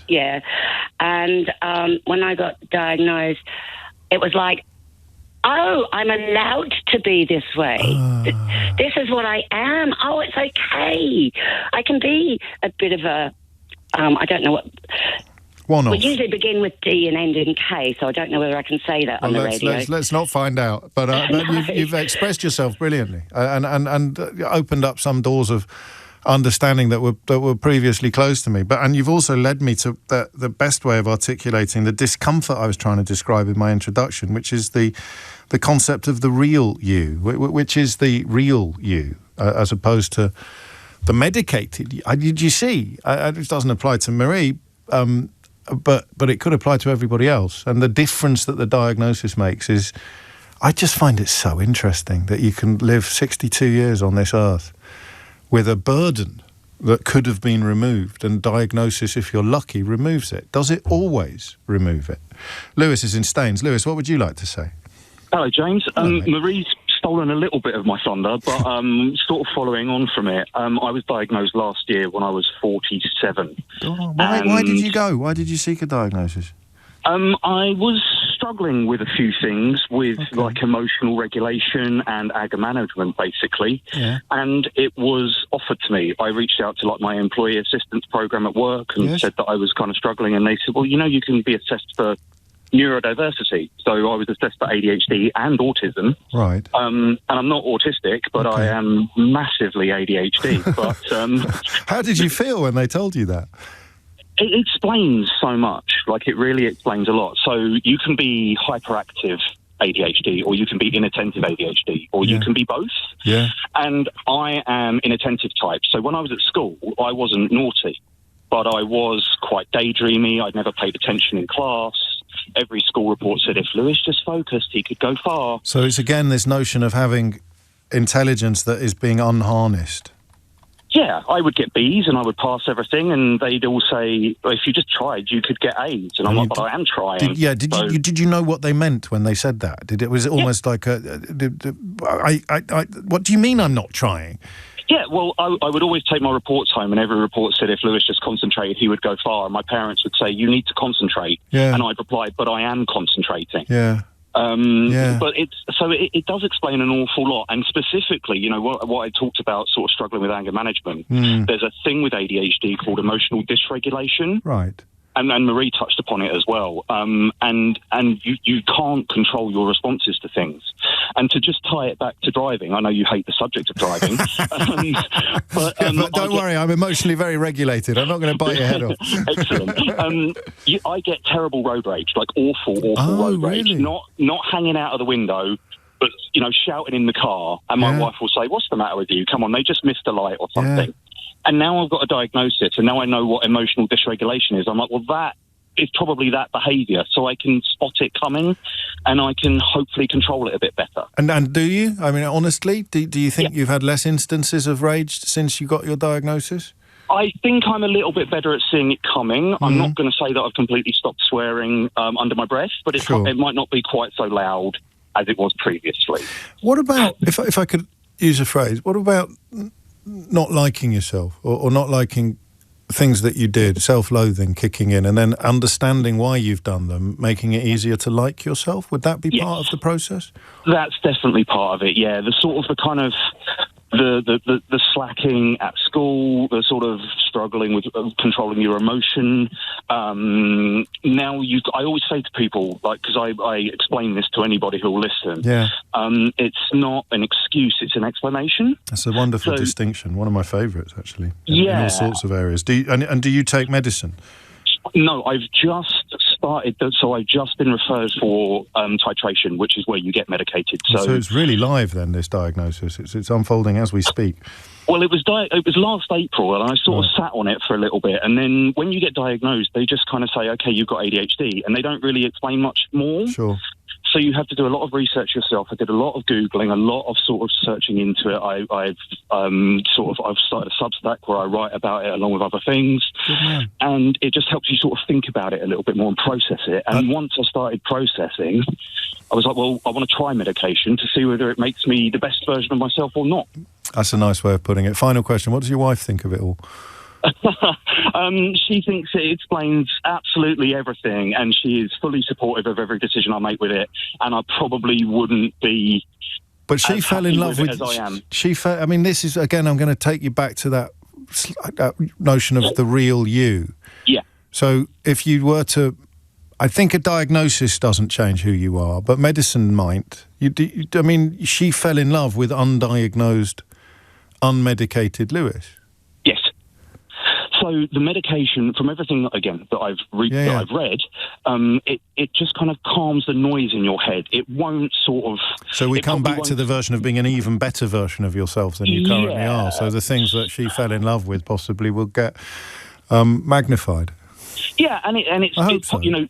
Well, I hope so. And if I don't like how it works, and if she doesn't like how it works, then I'll jack it in and I'll go back to being the unmedicated version of me. But the diagnosed version of you, who has a better understanding of the things you do. I'm going to tell you something, Lewis, because I get a lot of messages. I am getting a lot of messages like this, but this one from Dylan, literally listening to you and listening to Marie, who's written, "These callers are literally explaining my life." What an incredible thing that must be, to be sensing the cessation of loneliness, if you like, or the cessation of alienation. And that notion there of self-loathing, look, on an entirely personal level, because everyone else is being very confiding, the more I have these conversations, they're pure pendulum for me. So one caller will say something, I think, yeah, I've definitely got it. And another caller will say something, well, I definitely haven't got that. So it's a weird one, isn't it? And I guess that's why it sits on the diagnostic framework.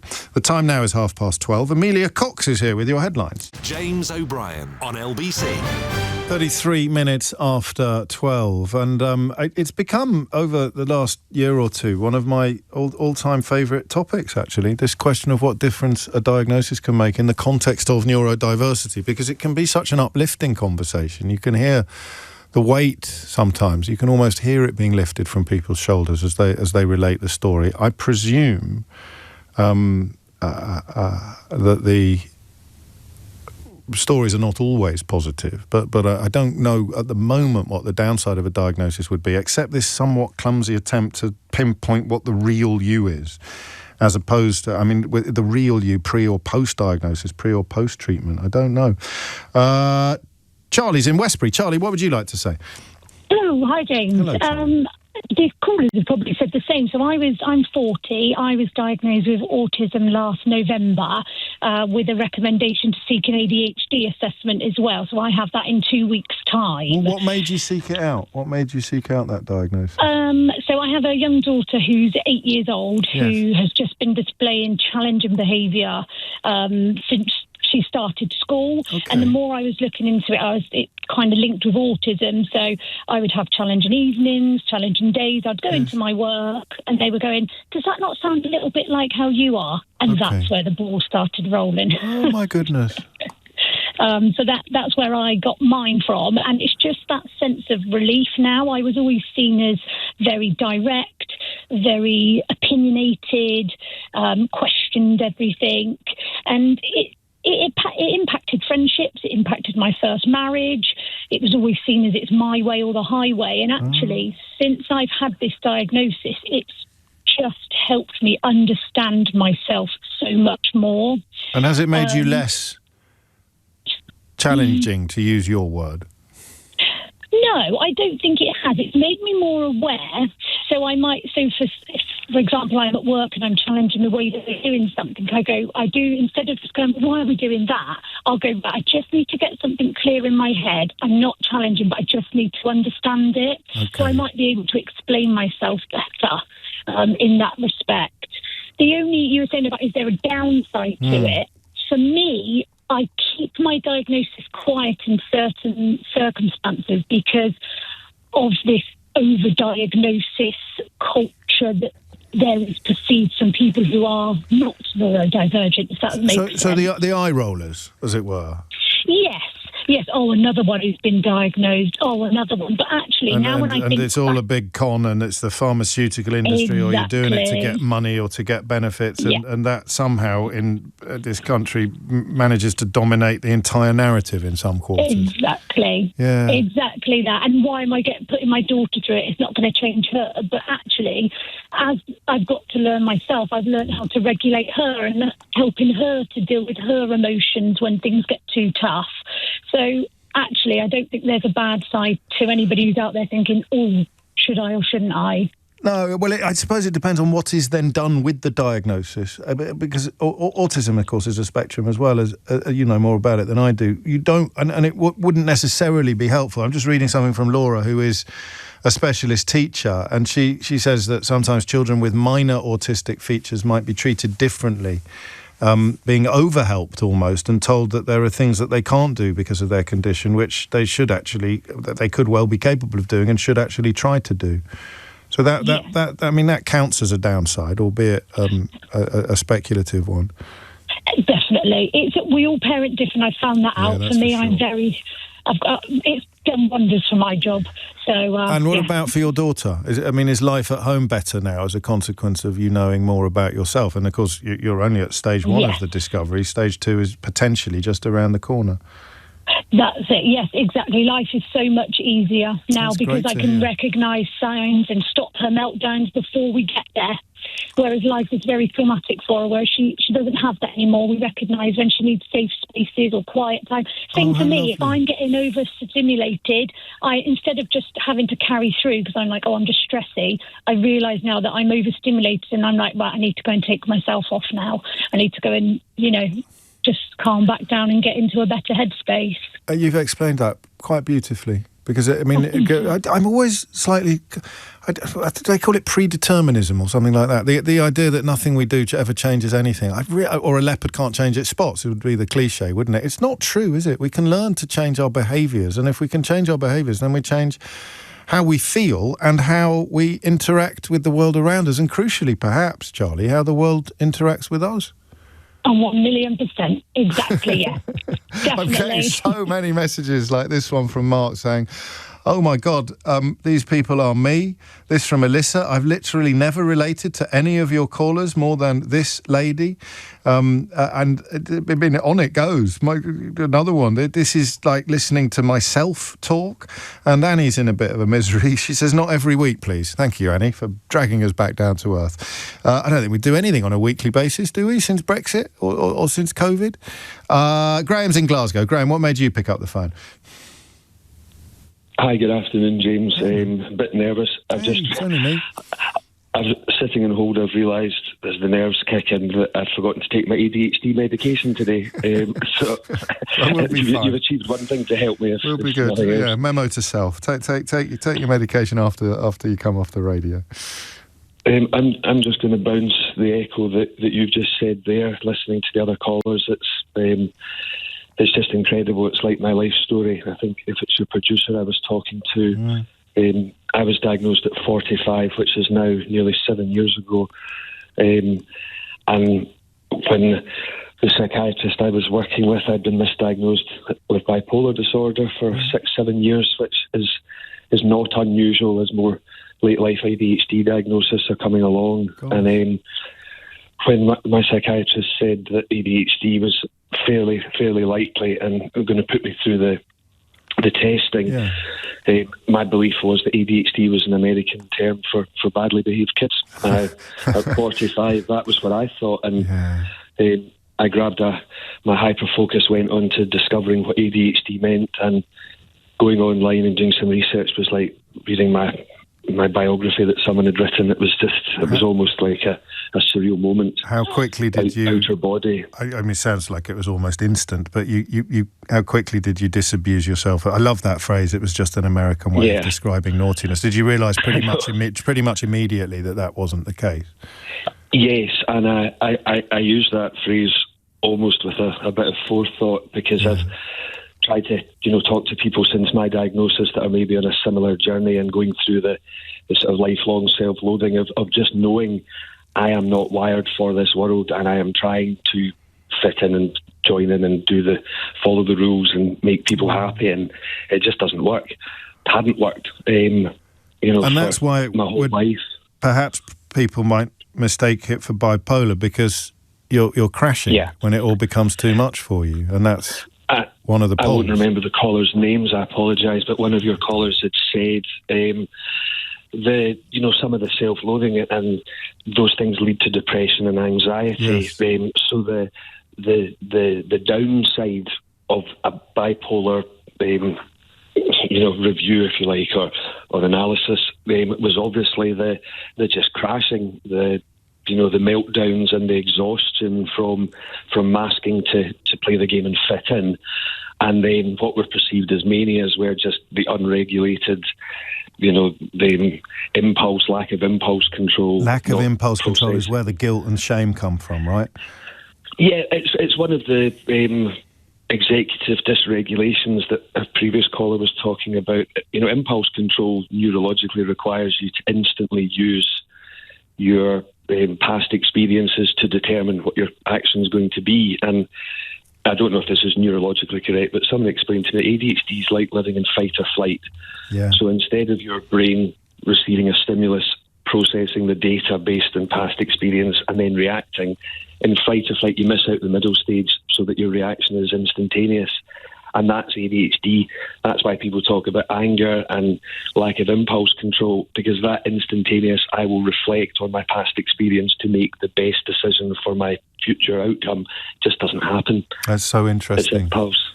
It's so interesting. I don't really need to ask this question, but just give us a flavour of how it has improved your existence. I guess initially it was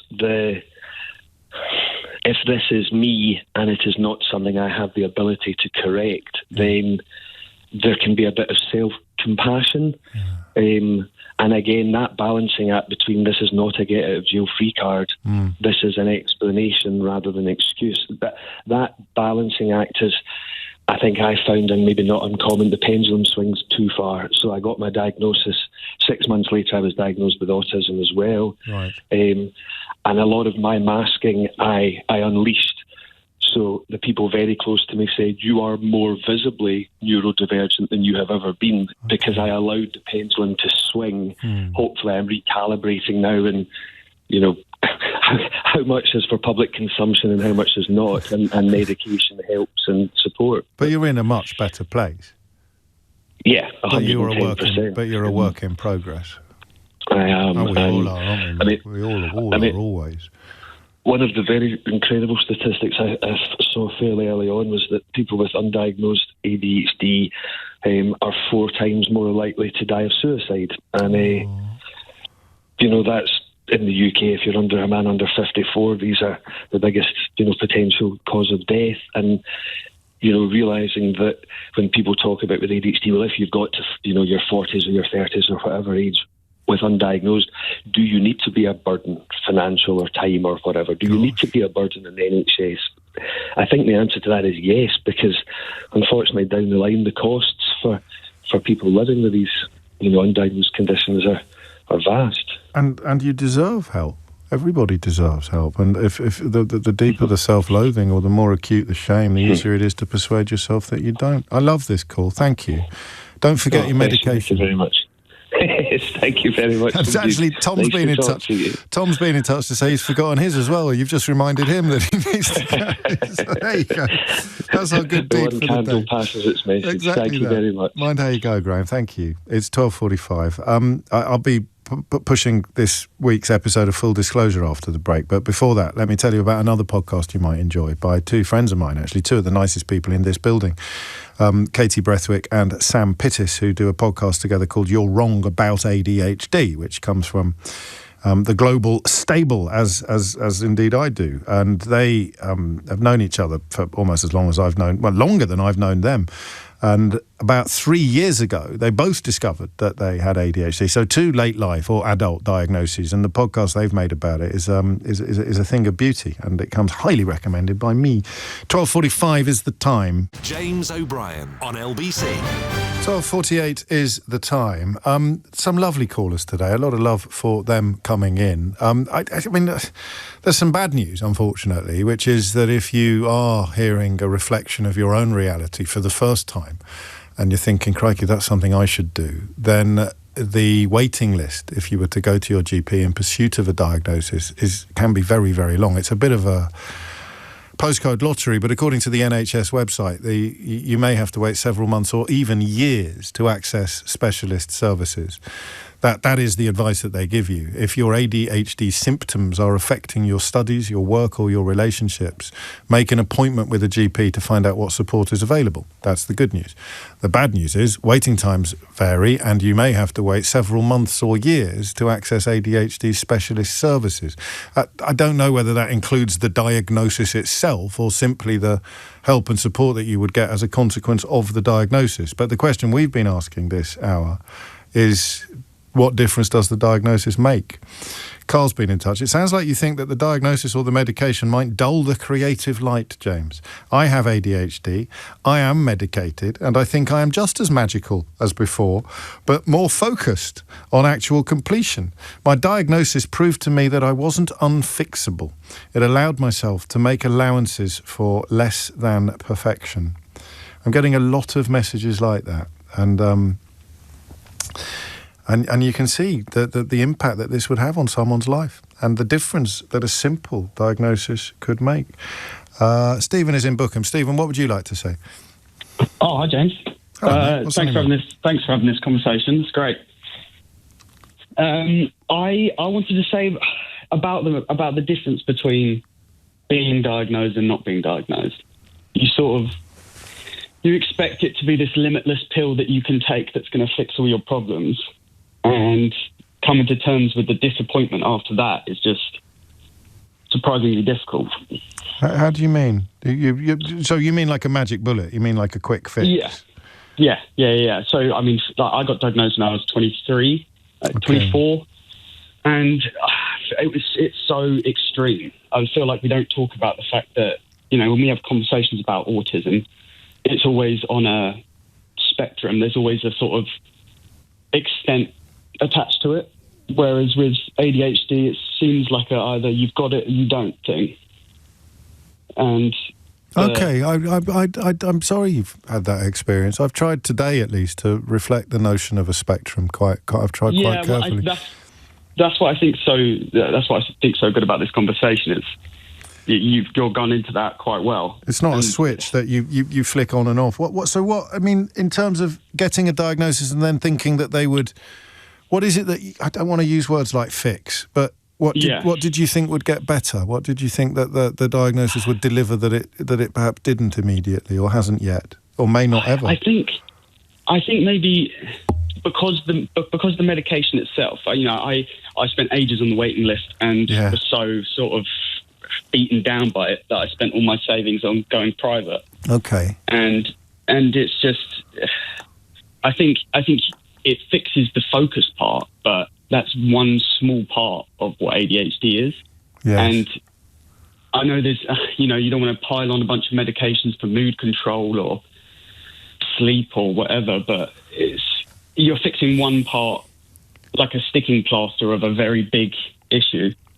Yeah, I said. I mean, you've got quite a lot going on, and this might just be one part of it. Is that fair?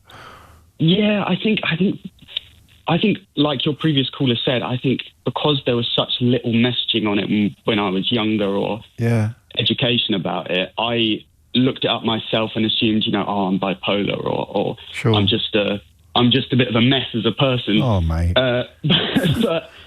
But I don't think... Oh, thanks for reminding me to take my pills, by the way. It wasn't me, it was Graham.